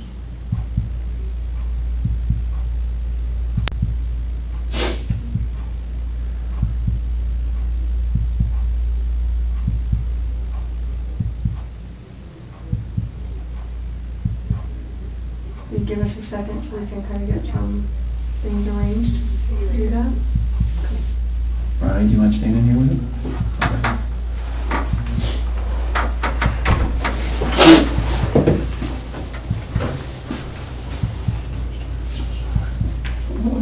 This is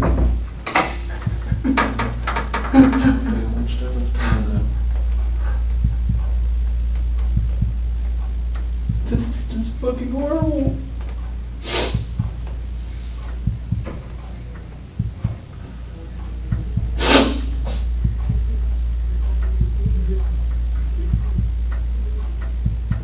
The problem is I don't even know if they believe me or not.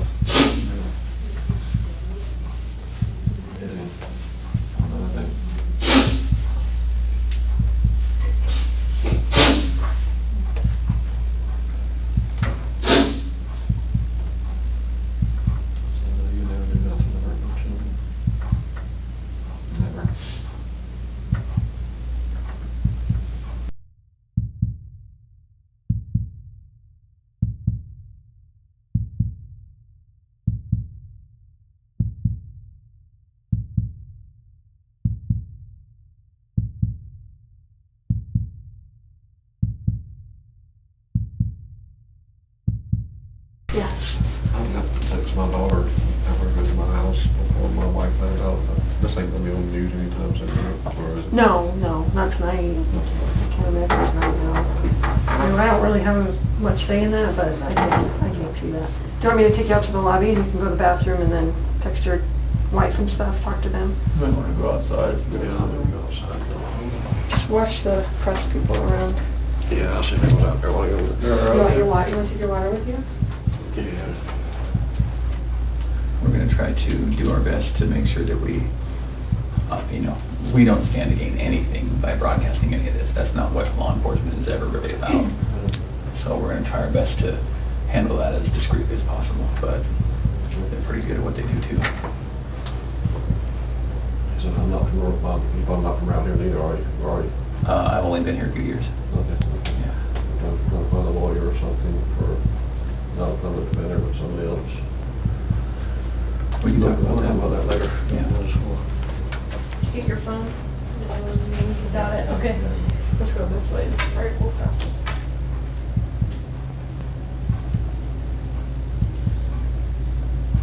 So if you're up for it, we'll talk a little bit more. I think we have a picture of, is it Survey 319? I think we have a picture. Kind of walk you through that. I'm sure you have a ton of questions for us about, how your night, month, and weekend's going to look. So Tammy, I was just telling him, I wanted to show him that picture. Yeah. And then we're going to talk a little bit about how the rest of the night's going to go. That looks familiar to you? What is that? It's the PRC Survey 319. Okay. Whereabouts is Shanann and the girls? How old is this picture? Today. How's today?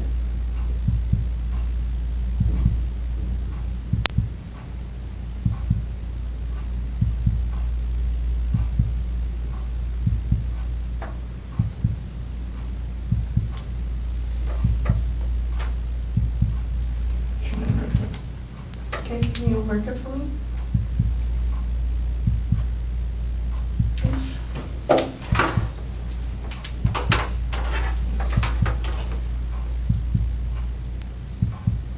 I think it's the paper, is it just gonna be the S for Shanann, okay, and where are the girls at? Here. In these? Mm-hmm. So which one is, do you know which one?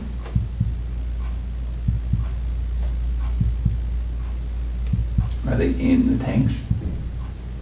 Can somebody who doesn't know what they're doing open those? Okay, it's easy to open What's them. in the tanks? It's a mixture of oil and water.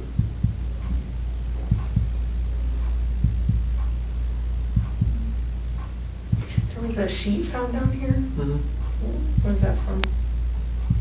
That was what Shanann was wrapped in. What about the girlies? What were they wrapped in? Just in their pajamas? Not with their blankets or anything?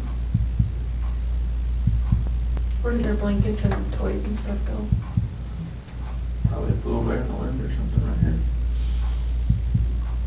Where did you set them or put them? That was right here, but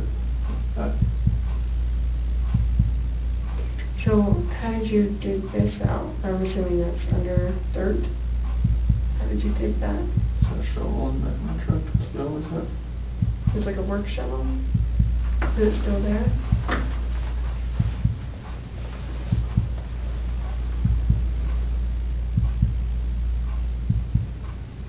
How was Shanann dressed? Shirt and underwear.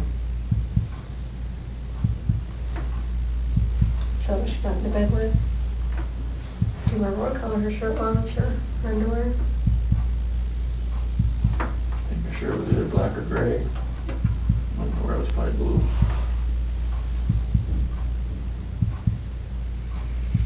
How much time passed, do you think, from the time that she was back in the bed until you put him in the truck?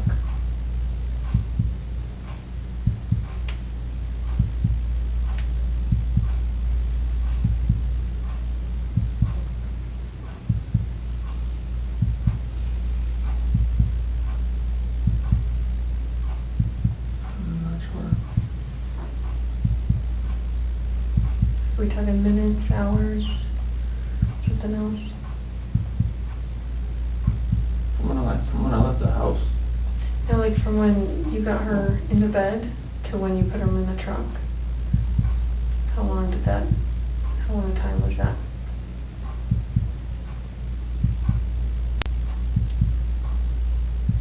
So like from when put Shanann in my truck, from the bed to the truck. Yeah, from your master bed to the truck, yeah. Minutes. Okay. Are you talking about covering her up or something? Yeah. And the sheet.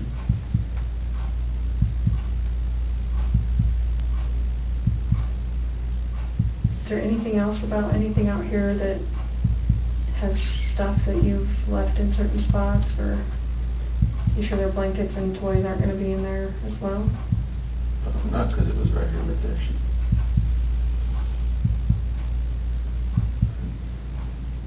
Can you do me a huge favor and just write your name on the bottom? Just so I know that we didn't make those marks. I'm just going to write the date on it, okay? 8/15/18 at 5:56. Was your wife wearing any shorts or pants or anything, just under? Okay. Do you remember what they look like? Blue. Okay. And the girls, do you remember what their pajamas were?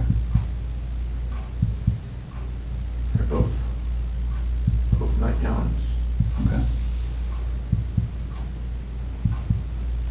Celeste, I think, was that pink one with the like birds on it.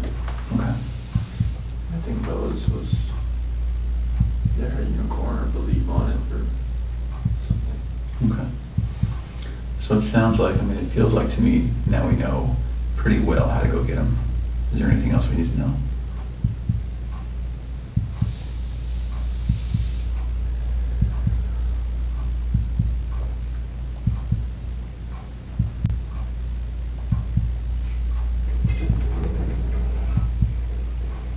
About how to get them? Yeah. Does someone have to climb up to the top and unscrew something and then lower something down to get them?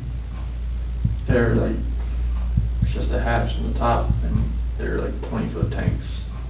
How far down are they? Wherever the food level is in the tank, I'm not sure. Okay. What was it when you were there? I don't know, I didn't. Okay. I wasn't looking for that. Okay. All right.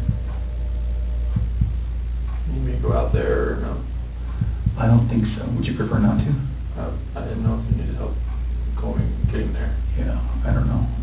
I think once we got that picture, because we didn't really know how much about the location that the other police officers knew, but it sounds like they knew somehow right how to get to 319. So, and I think that's how they got that picture.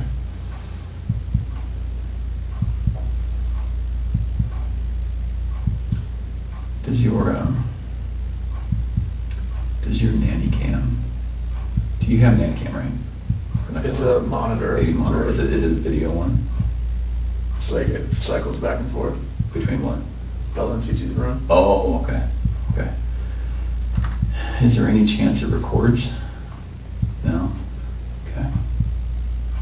I'm just wondering, what do you think ultimately made Shanann snap? Just knowing that I had an affair, and she knew. She just needed me to admit it, and I wouldn't admit it. Yeah. Okay. So we just started talking about, I asked him if there's any chance that the nanny cam could have recorded Shanann doing what she did. And then we were just getting into, what Chris thinks about why she snapped. He's just saying, distressed from knowing about the other girl. Knowing, but she didn't really know, right? I mean, In her heart, she knew. She just wanted me to admit it.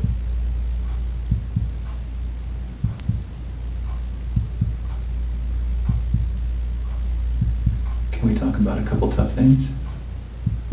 I think we need to get it out of the way and just really get it out, just to make sure you have every chance to explain exactly what happened and we have every chance to ask questions. So the conversation happened. You go downstairs. She's still upstairs. And then you see what? I hear this commotion upstairs, just like little noises like that. Okay. Didn't think anything of it.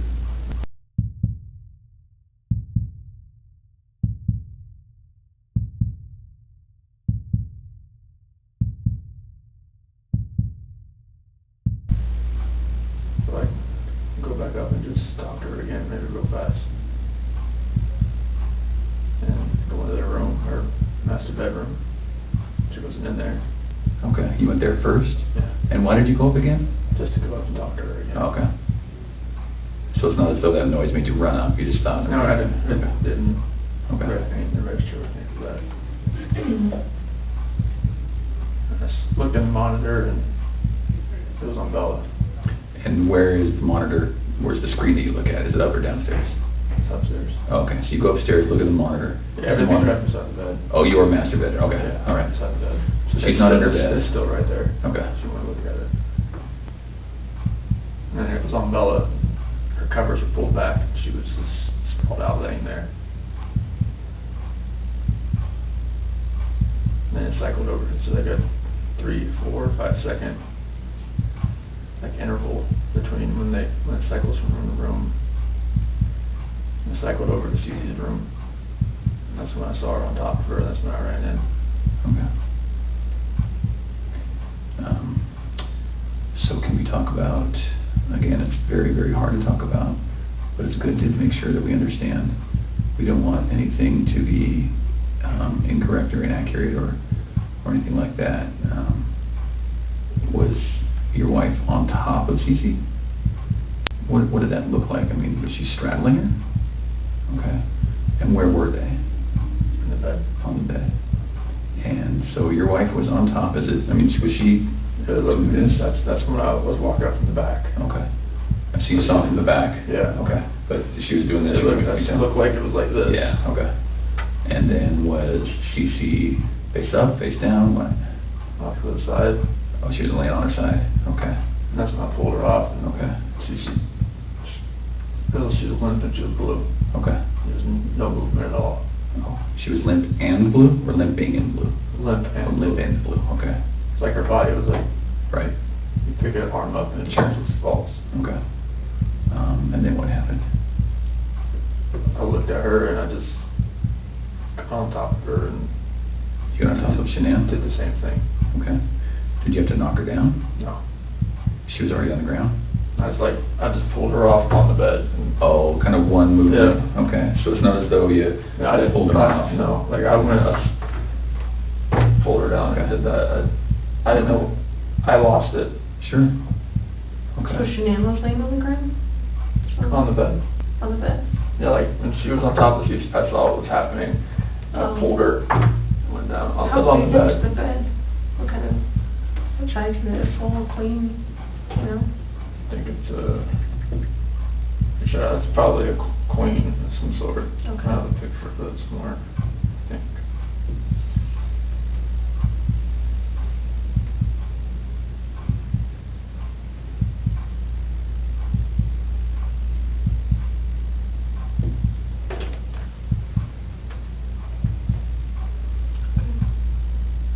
So where was Celeste in the She picture? was all the way up to the top. To the top? Yeah. And I went in and pulled Shanann down. It was crossways. Like, So she was laying this way as I was.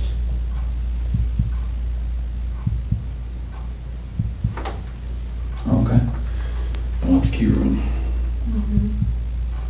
So then, is this picture as you're standing in the doorway to go in? What is that? Is that where? Okay. And then, so were they closer to this side or this side? CeCe usually sits in the middle. Okay. And then, so your wife was right on top of her. You could just see that. And then, did you pull her this way or that way, or? So I looked to where her head was on this side. Right over here? Yeah. On the left as you're looking at it? Mhm. Okay. Did she put up a fight? I lost it so much that it didn't feel like she did. Okay. You're a pretty strong dude. Was she yelling? Was she screaming? Was she talking? Was she scratching you? Nothing? I didn't feel, I just felt such anger that nothing, I didn't feel anything. Okay. All right. Like if she did, nothing's on me. Was it quick? Was it slow? Was it? I was so numb, it felt like it was over. Fast? Over fast? Okay. Felt like Is it possible her neck's broken? No, so. Okay. I've never broken a bone, so I don't know. Okay. All right. Was it a choke like this, or was it like a headlock? A choke. Okay. All right. Can you put your hands out like you had your hands? Like that. Like that? All right. And your wife, you saw her with one hand or two hands? I just kind of from the back, I couldn't really tell. I don't know, she was on top of her. And the monitor's not like color, it's black and white. Well, at nighttime it's black and white. Okay. When it's dark. Because you went up the stairs, right, to talk to Mm-hmm. Shanann again? And then, did you think it was weird that she's not in the room where you left her? Mm-hmm. So I walked in and looked around and saw the monitor and I saw Bella. And then switched over to CeCe pretty fast, and that's when I saw that. And Did you have any inkling that between the time that you finished the talk and the time that you found Shanann choking CeCe, you had no inkling she was going to do it?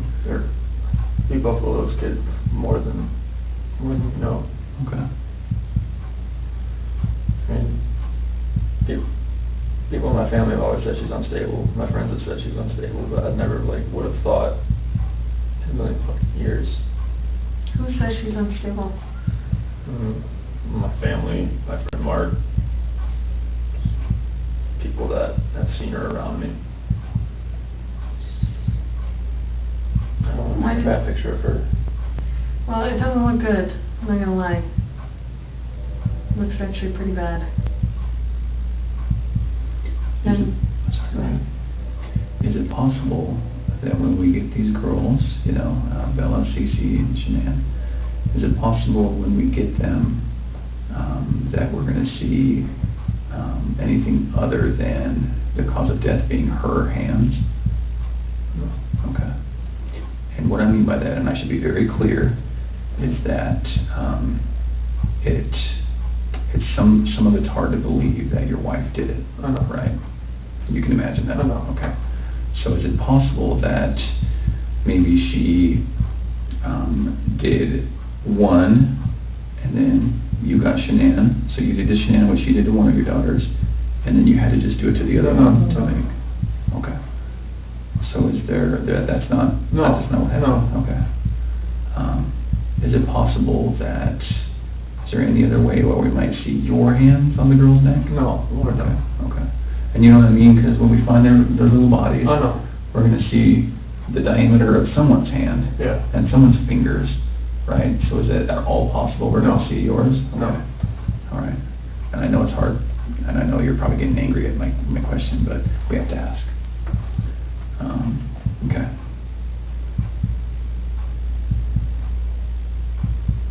What do you think of that, Chris?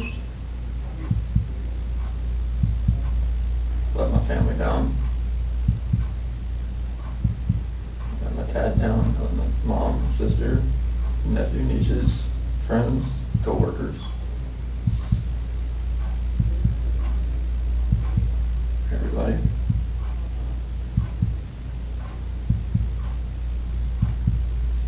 Can I ask you another tough question? You just get it all on the table. When you see Shanann choking, strangling Celeste, and you get her off of Celeste, did you think about calling an ambulance? How come? I see you laying there blue and limp. Mm-hmm. I mean, I've never seen something like that in my life. I mean, she just like lay over, like nothing was moving at all, no gasp of breath. So, She was totally just blue. So Chris, doing this job for a long time. I know. I know a lot about psychology and as far as like what people are thinking, and most parents will never even want to fathom that their kid is dead. Even if their kid's stiff, blue in bed, I mean stiff like been dead all night, they still call an ambulance to see if someone can revive their child. And when the ambulance gets there and they're like, gosh, their kid's been dead all night, like there's nothing we can do. The parent's like, why are you not doing something? What are you talking about? So that's what we're used to. So that's why I want you to explain to me like what was going on in your head and The rage that I felt for what she did, it just took over.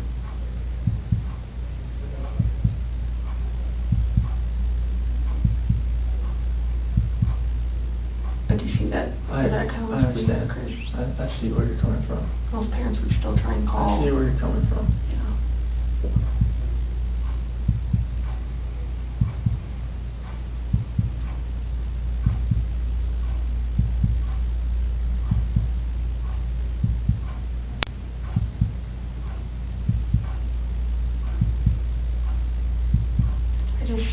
I would hate for Shanann to get a bad rap if she didn't have anything to do with it. You know, it's not fair. I know. It's not fair. Like, enough bad stuff has happened. I know. Like, we need to stop the bad stuff from happening. So, do you want to tell us the truth? That What happened? is the truth.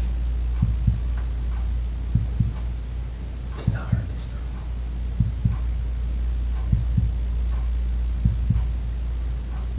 That's why I want to make sure.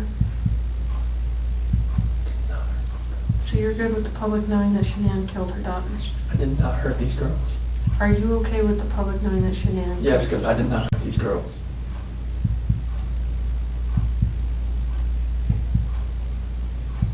Chris, I'm not sure I believe you.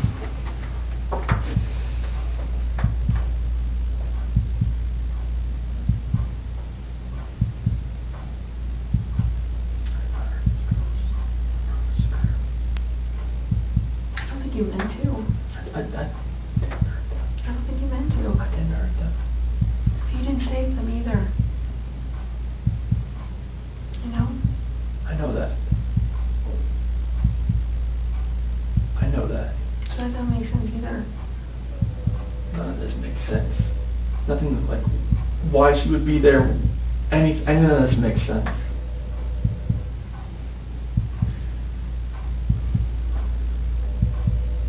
Are you sure Shanann didn't catch you in Celeste? No, my God, no. Chris, you can imagine that we're pretty cynical in our jobs, right? and tonight we've had to talk a lot about a lot of things. And don't get mad, but what it looks like is that you found a new life, and the only way to get that new life was to get rid of the old life. And I think that you killed these girls before their mom came home, and then killed Shanann. And that's what we're kind of left, that's what we have to believe, because it just doesn't make sense. I mean, to her point, if I walked in and my kid was decapitated, I'd call an ambulance, right? So Knowing there's no hope. it just doesn't make sense. It just doesn't add up. So either you're this monster who says, I just want this young, hot girlfriend, so I'm going to kill everyone and hope it works out, or something. So I think we're very, very close to the truth, but not quite there yet. So if you're not that monster... I'm not a monster. I didn't kill my babies. Okay.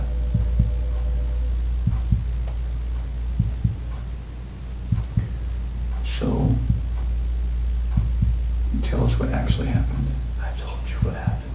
I know, but, you know, we're getting later into the day. We've done this a few times, and we talk, then we show you a little bit of what we're working with, some evidence and facts that we know, and then we kind of get our way to the truth. So, The truth. Okay. Everything I've told you. Truth. So what's going to happen when their cause of death comes back to you, for the girls? It's not going to. Okay. You sure? I'm 100% positive it's not going to come back to me. Who's it going to come back to? Shanann was on top of CeCe. Okay. What do you want me to say? I just want the truth. That is the truth. And then what about Bella? Bella was laid out, sprawled on her bed. Okay. And I saw Shanann on top of CeCe, so I ran in there. Okay. And what happens when a coroner looks and says, CeCe, your fingerprints on her neck? It's not going to be my fingerprints. Okay. What is it going to be? It's going to be Shanann. Are you sure? Well, we don't know about Bella, right? We don't know about Bella, it's just, I didn't see Shanann on top of her. Okay. That's the commotion I heard upstairs. Yeah, I'm assuming. Okay. Why take their bodies out of the house and bury them? I was scared. I didn't know what else to do. Okay. Nothing was gonna, I didn't know what to do. Yeah. I honestly didn't know what to do. Scared of what? Scared of what everything was gonna look like. My two babies were gone, and I just did that to my wife. And I was the only one left in the house. What do you expect was gonna happen? Yeah. It did look bad, right? It looked, I mean, this was a nightmare. Yeah. Okay. Just think as many problems as you've had with Shanann, at the end of the day, she seemed like she was a pretty good mom, right? I was a pretty good dad as well. You never really know a person until you don't know a person.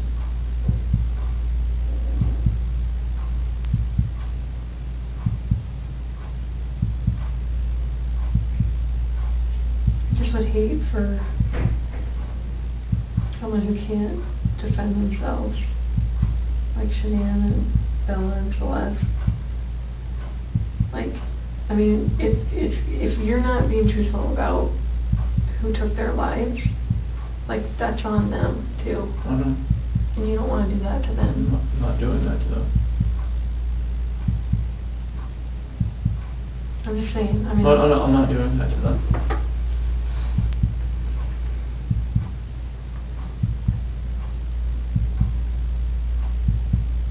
I do think you were a good dad. I think Shanann was a good mom.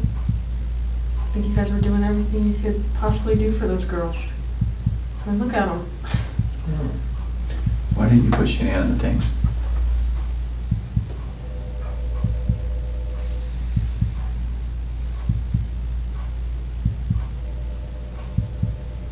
I didn't know what else to do. How far down is she? I don't know, like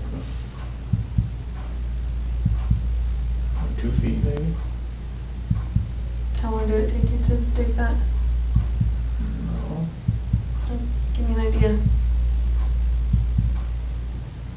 20, 30 minutes.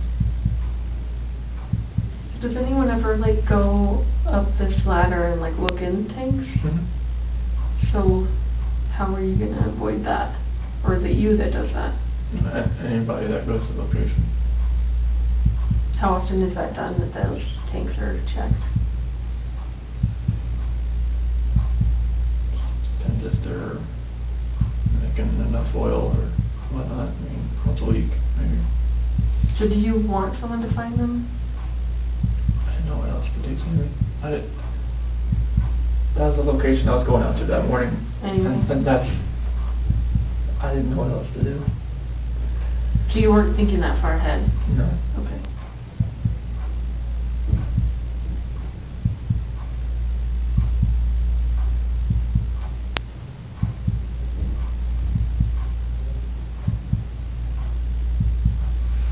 Yesterday when you were talking, and again, this is before we kind of got to this moment today, you mentioned that, we were talking, you said, I don't know where they are, and then you said something along the lines of, whatever happened to them, this act of pure evil. What did that mean? This is the evil that I saw when I walked behind Shanann and she was on top of CeCe. And I felt evil for what I did to Shanann. Okay.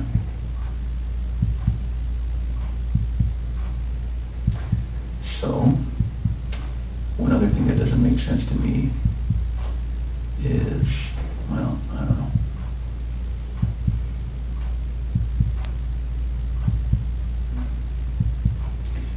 Can you walk me through again, when you walked in, what did she look like? What did Shanann look like? All you saw was her back. Was it the same shirt that you buried her in? Same underwear? And then was she wearing pajamas? Shanann? Yeah. No, that's what she sleeps in. Oh, she sleeps in her underwear. Okay, and no pajamas, no shorts, nothing like that. So then, when you grab her, just as is, that's how she gets to the truck, that's how she gets to the site. Okay. So did Shanann ever go to bed? Like when I put her back in the bed. No, like when she got home. Did any of that happen where she got into bed and then you woke her up at 4? Like, is all of that true? Because it looks like there's some purchase of some hair care products at like 2:30 in the morning. Do you know about that? Hair care products? And her credit card was denied? No. You said you don't really use the credit card, so the probably. My credit card, no. Would you have bought hair care products at 2:30 in the morning that morning? No. Did she get mad at you because there's no money when she woke up? Like, was that part of the? This is the first I've heard of that. Okay. As far as hair care products and the card being denied. Okay. And I'm not lying about that. That's why I'm asking. That is something that came up. Is there any reason she would have a black eye, Shanann? No. Not from a slap or a punch or nothing like that? Never. Okay. Punched her, slapped her. Is there any reason she would have a stab mark on her body? No. Okay. And no other reason for death? Coroner's not going to find rat poison in her stomach? Okay. The only way that she died, she was living, breathing, and wasn't living, breathing after your hands on her neck. Okay.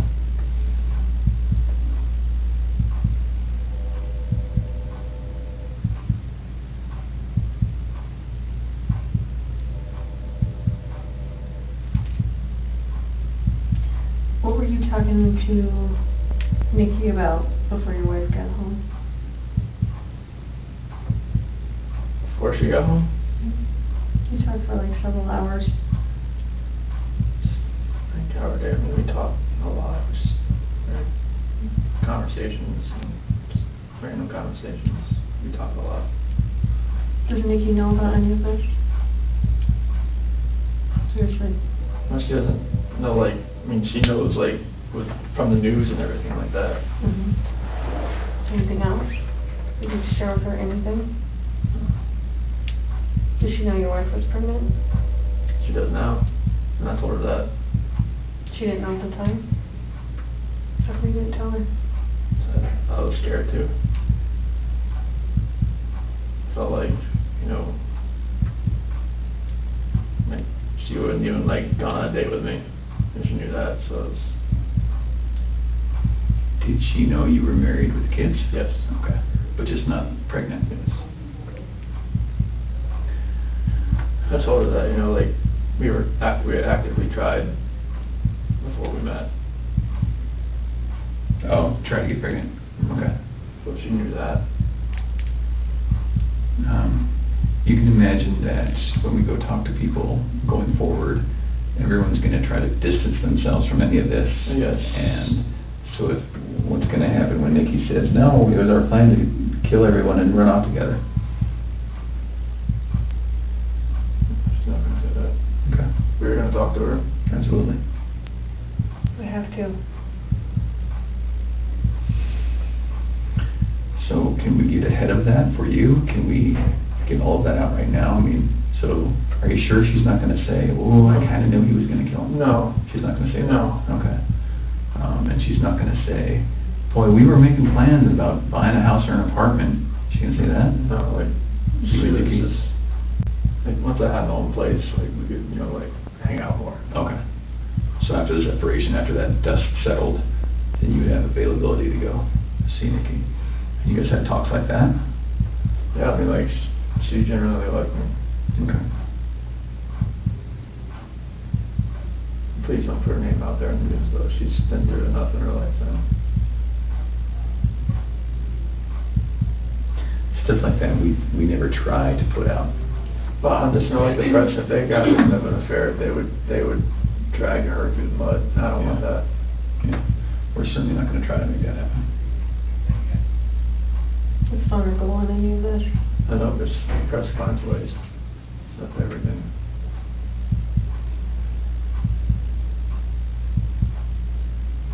So what do you think about everything now?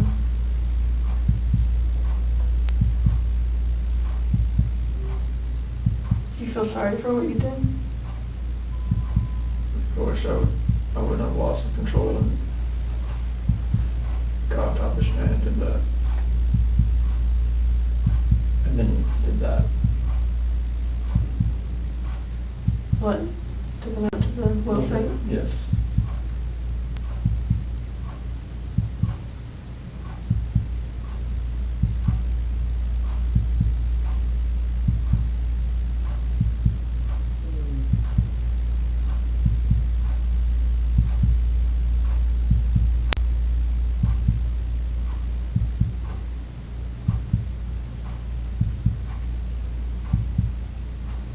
So after we look at their bodies, we're going to have a lot more questions. Things are going to be different then, but if you're willing, we'd love to talk to you then too.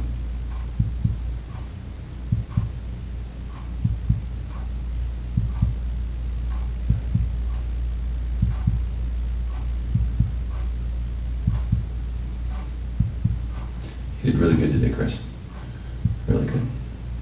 I think you had about 24 hours of just a hellish nightmare thrust upon you, and you know, you certainly did what you did, but I think you took a lot of steps to make it better today. Sorry I lied to you last night, and sorry I lied to you today. Not okay. I thought you were here for a reason. Well, there's a reason why that I came in, because there's a reason why I didn't come in with a lawyer either, so it's like, and it's gonna happen, so. I appreciate that.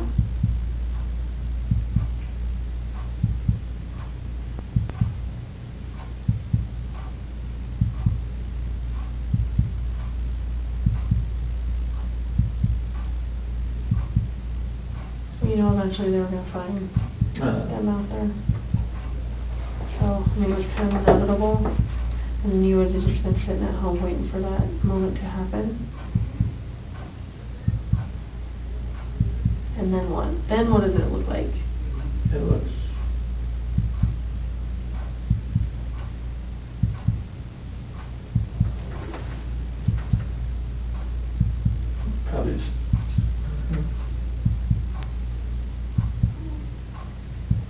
there's many people that say that you're an amazing guy and you would never do anything bad and has never lost your temper, and you know, all those people that say that about you, there's just as many that would say that about Shanann. So we're going to struggle with that for a while. I'm struggling with it right now, I'll be honest. I know you are. I'm a mom. Anybody would.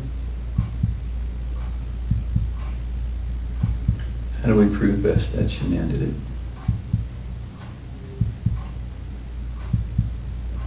Examine. Oh yeah, I get that. That's the only thing. We're gonna see her hand marks. The hand marks are not there. Okay.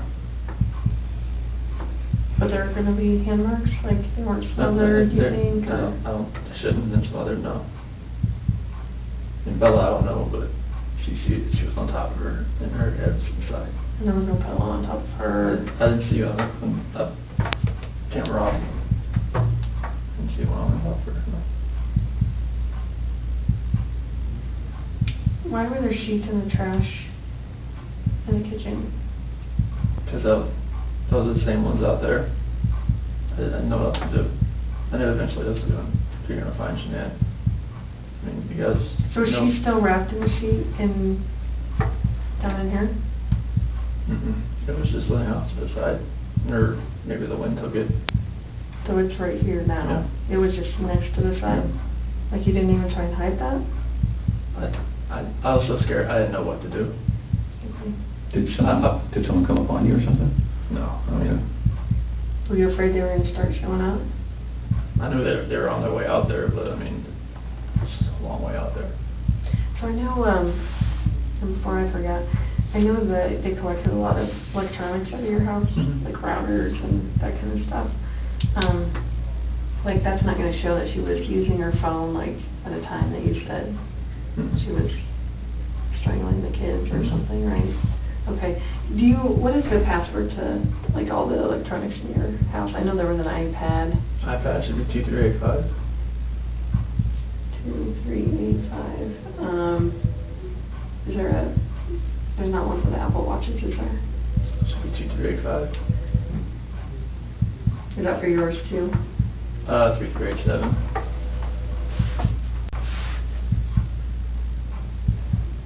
I'm sorry, what was yours? 3387. 2387. And what other stuff do you have? Is there a router, like is there a password for that stuff? Shiny Chair 6. Came with the router. And spell it for me. SHINYCHAIR 6. Number 6. Like that. Shiny Chair 6? Yes. Okay. And then what else was in there? Is there a desktop computer? Yeah, that one, if it has a password, it'd be 428-4915, capital S, lowercase w. Okay. And what about, is there anything else in the house as far as electronics go, tablets? Well, the iPad's the only real set. The other ones are the kids' stuff, but they're just like Amazon Fires or whatnot. Okay. And you have an iPhone what?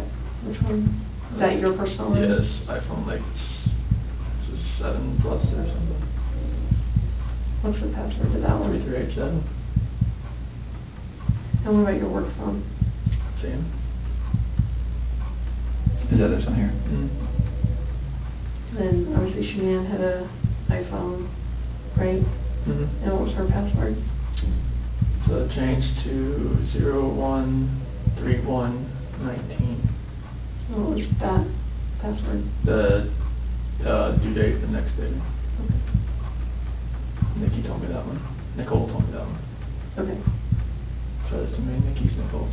Yeah, we noticed that. It was getting us very confused. So no other electronics. What about the Echo? Does it have a password? If it does, I never knew if it did or not.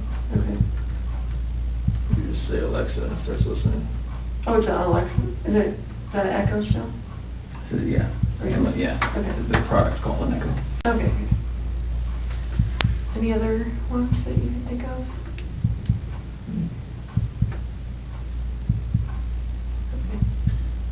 Where do you guys think? Chasing USA. Which one was the, when you went out to dinner with Nikki? Chase. That was Chase.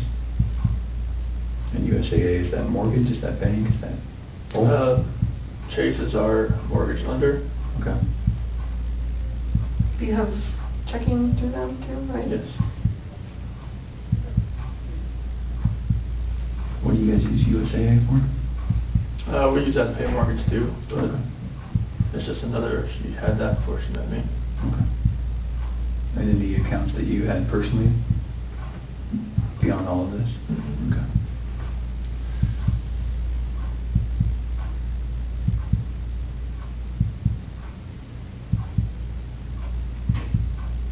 I was gonna ask you, like, it's probably, you're a blank.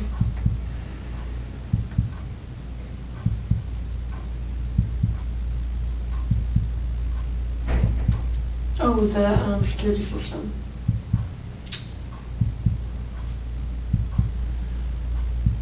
There's Vivint, right?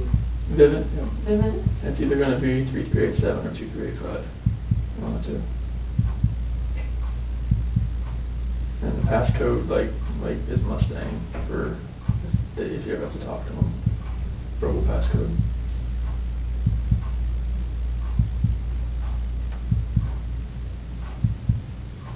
And then what email is associated with that? ShanannWatts@gmail.com.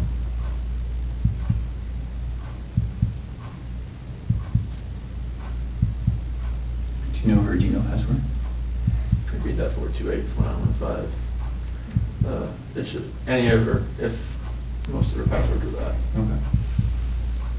Amazon, everything. And what is that? Is a phone number you said? Yeah. What phone number is that?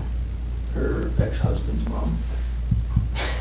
Okay, that's weird. You stick with the password. She just remembers it? Or she's had it that long? They were really good friends. Oh, okay. So she just kept it.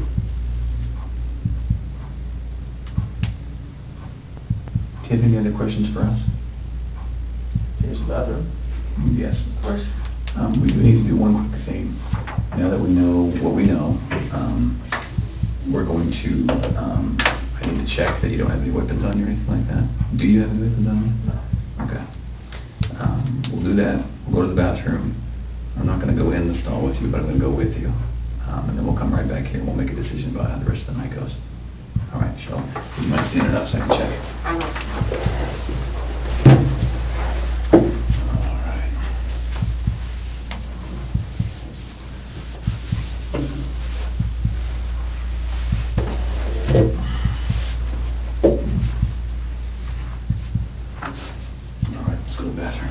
Leave this in there? Yes, please.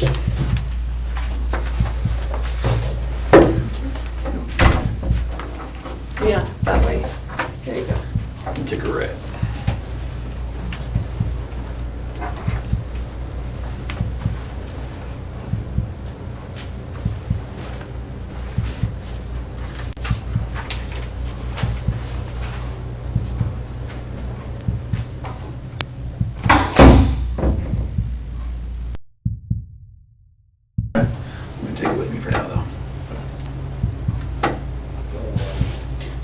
For everyone's protection, I'm going to leave that recording. Glasses? Yes.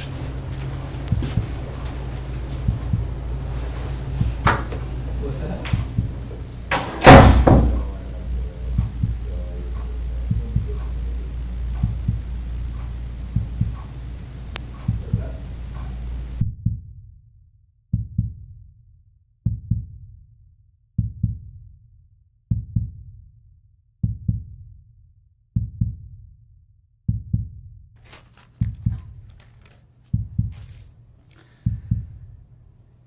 What I'd like to say to the court is that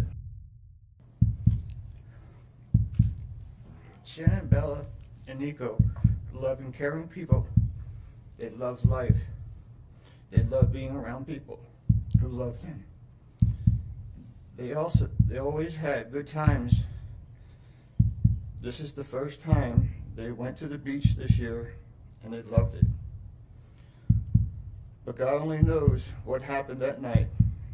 Life will never be the same without Shanann, Bella, and Celeste and Nico. Had all their lives to live. They were taken by a heartless one. This is the heartless one, the evil monster, who dare you take the lives of my daughters Shanann, Bella, Celeste, and Nico. I trusted you to take care of them, not kill them. And they also trusted you. The heartless monster, and then you take them out like trash. You disgust me. They were loving and caring people. You may have taken their bodies from me, but you will never take the love they had from me. They loved us more than you will ever know, because you don't know what love is. Because if you did, you would not have killed them. You monster, thought you would get away with this. I don't know how. The cameras do not lie. You carry them out like trash of the house. Yes, I seen the videotape. You buried my daughter Shanann and Nico in a shallow grave, and then you put Bella and Celeste in huge containers of crude oil. You heartless monster. You have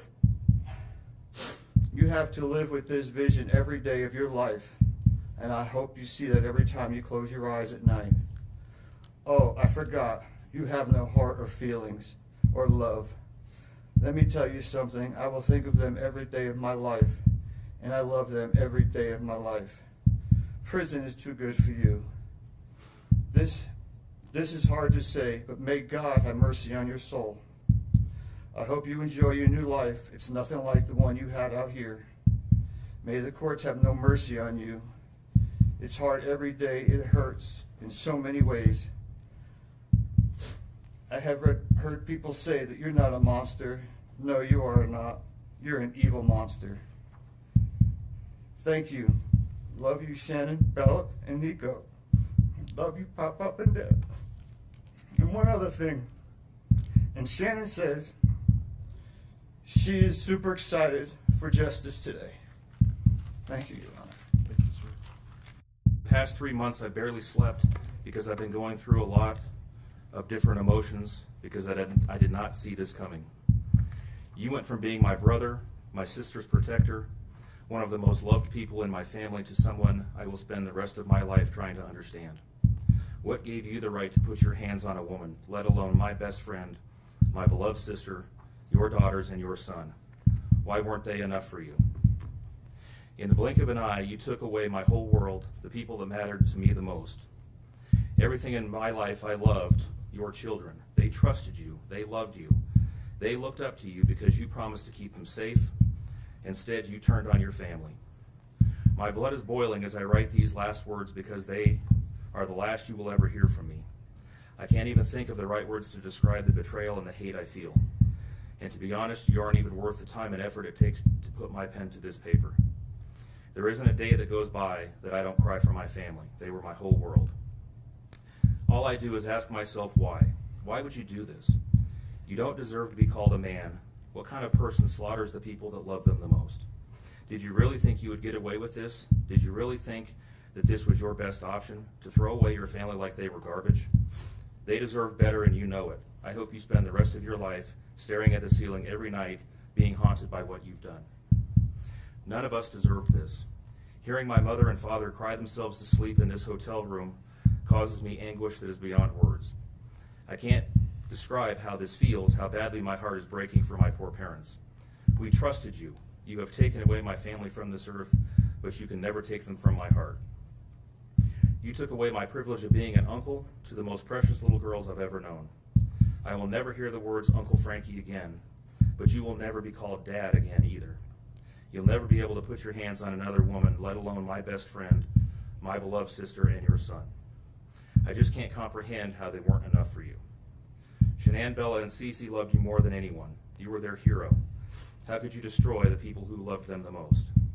I pray that you never have a moment's peace or a good night's rest in the cage you'll spend every day of your life in. A cage you are privileged to live in because my family isn't evil like you. We beg the district attorney to spare your life because despite everything, we believe that no one has the right to take the life of another, even someone like you.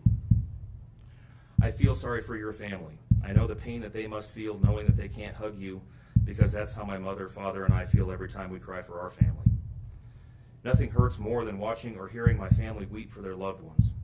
I just wish that I could tell that you would tell the truth, but I know that that is asking for more than you are capable of. I stayed up all night writing this statement. I don't sleep because of you. My life will never be the same because of you, but at least my conscience is clear. I get to live free, but I can't say the same for you. I haven't slept in 2 days because I've been anxiously waiting for this moment, the moment I get to tell you how I feel, how this has affected my family and I. My family and I can finally grieve after today. If anything, we will come out of this stronger today than we were before, and we will continue to pray for your family. Sincerely, Frankie Rusick. Thank you, Mr. Rusick.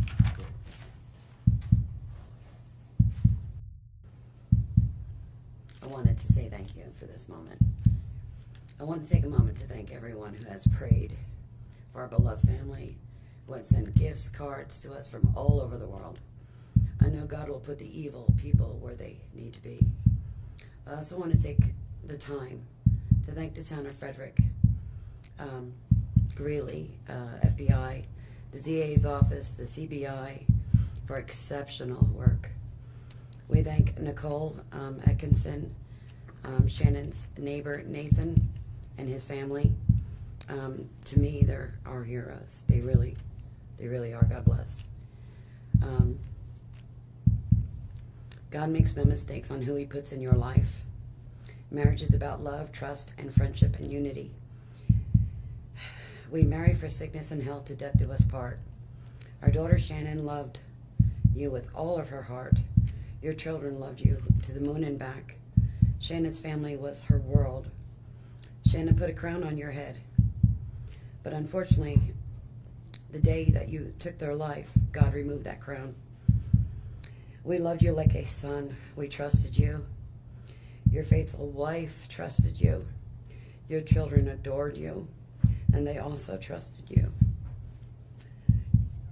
Your daughter Bella Marie sang a song proudly. I don't know if you got to see it, but it was, "Daddy, you're my hero." I have no idea who gave you the right to take their lives.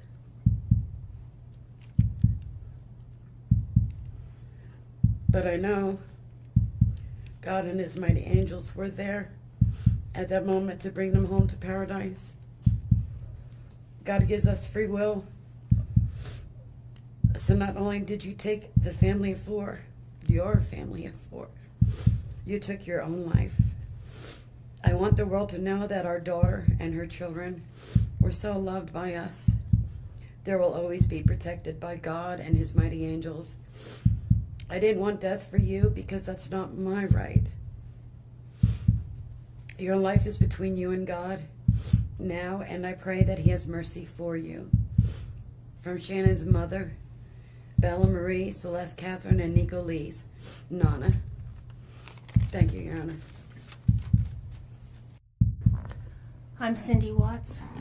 Ron Watson. Thank you. And I have authorized you to make a statement to the court as paternal grandparents of the children. And if you choose not to make a statement, but your designee, Ms. Powers, chooses to, she can do so as well. How would you like to proceed today? I want you to start. I would like to read Who's that. going to be speaking today? Your Honor, initially, they've asked me, and they're hoping that they have the strength to speak, but if they do not, they've written out their statements and asked me to finish for them. So That would be fine. Who would like to go first? if I could start, Your Honor. On behalf of the Watts, Your Honor, and to the community, we thank you for the opportunity and the recognition under the Victim Bill of Rights. We come today as the grandparents and the parent of the daughter and children whose life was taken in this case. We are not here to ask for leniency. We are not in any way condoning or tolerating the crime that has occurred and the pain that has been caused. We join in our daughter-in-law and grandchildren's family in saying this should never have happened. This is not condonable. This is something that we will never get over. We appreciate the consideration that everyone has paid, most especially the families that have lost everyone. We appreciate that they begged for Christopher's life. We agree and echo what they have said, that it is not his place to take anyone's life, nor would it be our place as a community to take his life. So we thank you for the opportunity and for every consideration and effort that's been put out. The prosecution in this case has in fact respected the Victim Bill of Rights. They took the time to explain that the information that my clients had at the time that they were interviewed was not correct.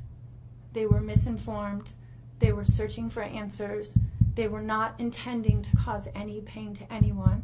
And they appreciate that the prosecution answered their questions and gave them the time and the respect and the consideration so that they could tell this court and everyone in this community that the interview content was not their message, that they accept that their son has done this, that they accept that he chose to plead guilty, that he sought and requested their consent and agreement for a life sentence.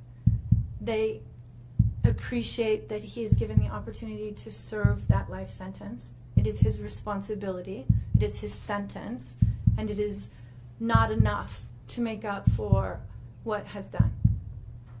We understand and we join the family in that we have questions.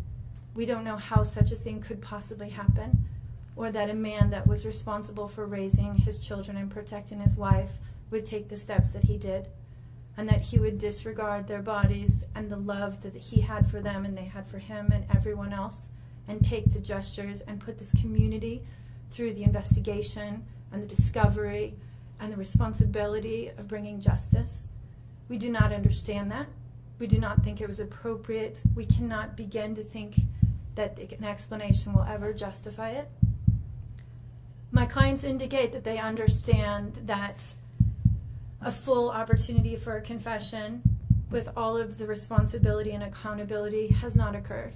And they support the family in the request that that happen, if not today, at an appropriate time, in an appropriate manner, so that everyone can have peace, to understand to the best of their ability the details that they need and to have their questions answered.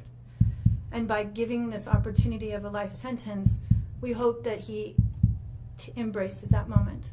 That had the death penalty been pursued, there would not have been an opportunity to be accountable and to give a full confession. And had the death penalty been sought, counsel would have fought for his life, the prosecutors would have been engaged in a multiple-year battle, the families would have been torn apart, this community would have had to subsidize it and endure it, and we have so much respect and gratefulness that that did not happen. We would strongly encourage Christopher Watts to give that full confession in the tone and in the timing that he thinks is appropriate with the guidance of his counsel. We feel that it would be appropriate and helpful to ease the pain and the suffering. But we also say we don't think that there's anything that he can say that will ever account for his behavior. There's nothing that can be done to cure the harm he has caused. And he has the responsibility to serve his sentence with dignity and with regard for everyone, and to spend every breath that he has left in an atonement for what he has done. Do you want to read it? If I could just have you state your name for the record. Cindy Watts. Thank you. My name is Cindy Watts. I am the grandmother of two beautiful granddaughters, Bella Marie, Celeste Cathryn Watts. I am also the mother of Christopher Watts, who I will be directing most of my statement to. First, I'd like to begin by recognizing the absolute horror of this crime and acknowledging the devastating loss that both the Rusek family as well as our family have faced. Our families have been irreparably broken by the needless deaths of Shanann, Bella, CeCe, and Nico. This is something we will never get over. We will always mourn the loss of our family, and in that we are united in our grief. I am still struggling to understand how and why this tragedy occurred. I may never be able to understand and accept it, but I pray for peace and healing for all of us. Now to my son Christopher, I have known you since the day you were born into this world.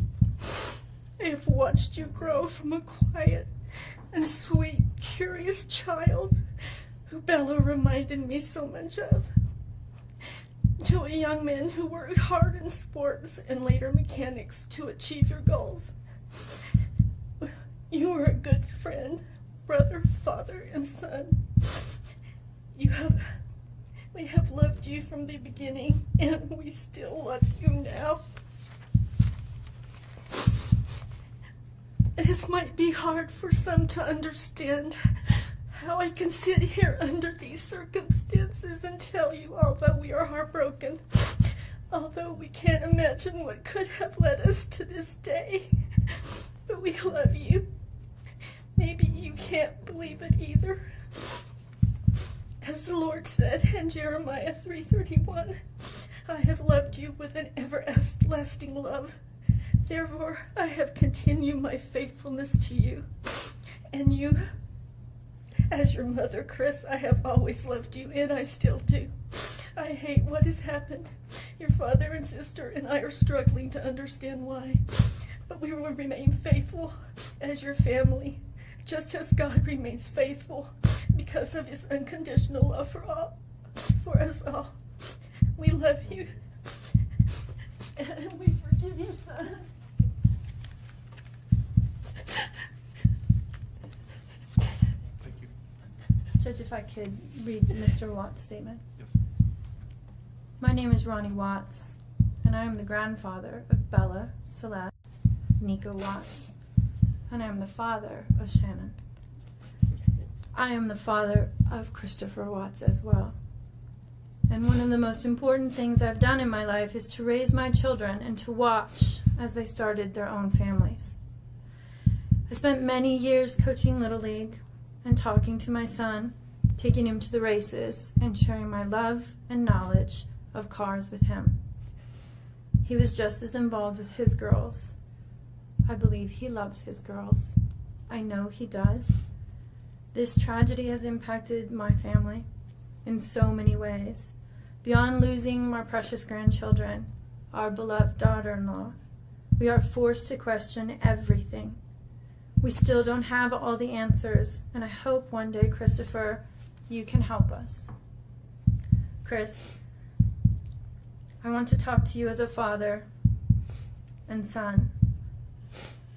You are here today accepting responsibility, but I want to tell you this now. I love you. Nothing will ever change that, and I want you to find peace, and today is your first step. The Bible says if we confess our sins, God is faithful and just and will forgive us. Chris, I forgive you, and your sister forgives you, and we will never abandon you, and we love you. Dad.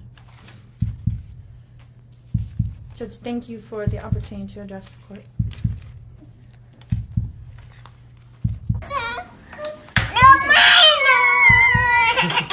Girls. Oh, CeCe Bella. You want chocolate? No chocolate? If you want chocolate, you just get this bowl. You want this one? Bigger one? We're gonna go. I love you too. This is the morning. This is why I love that I thrive.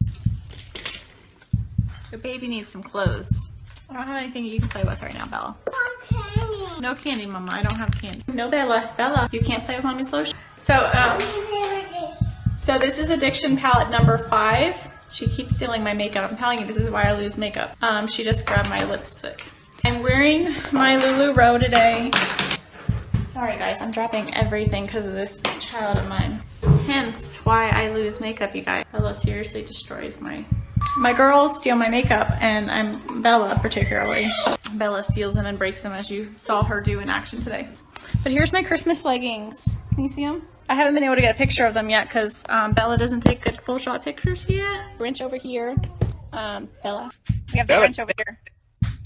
We have the Grinch. We have the Grinch here.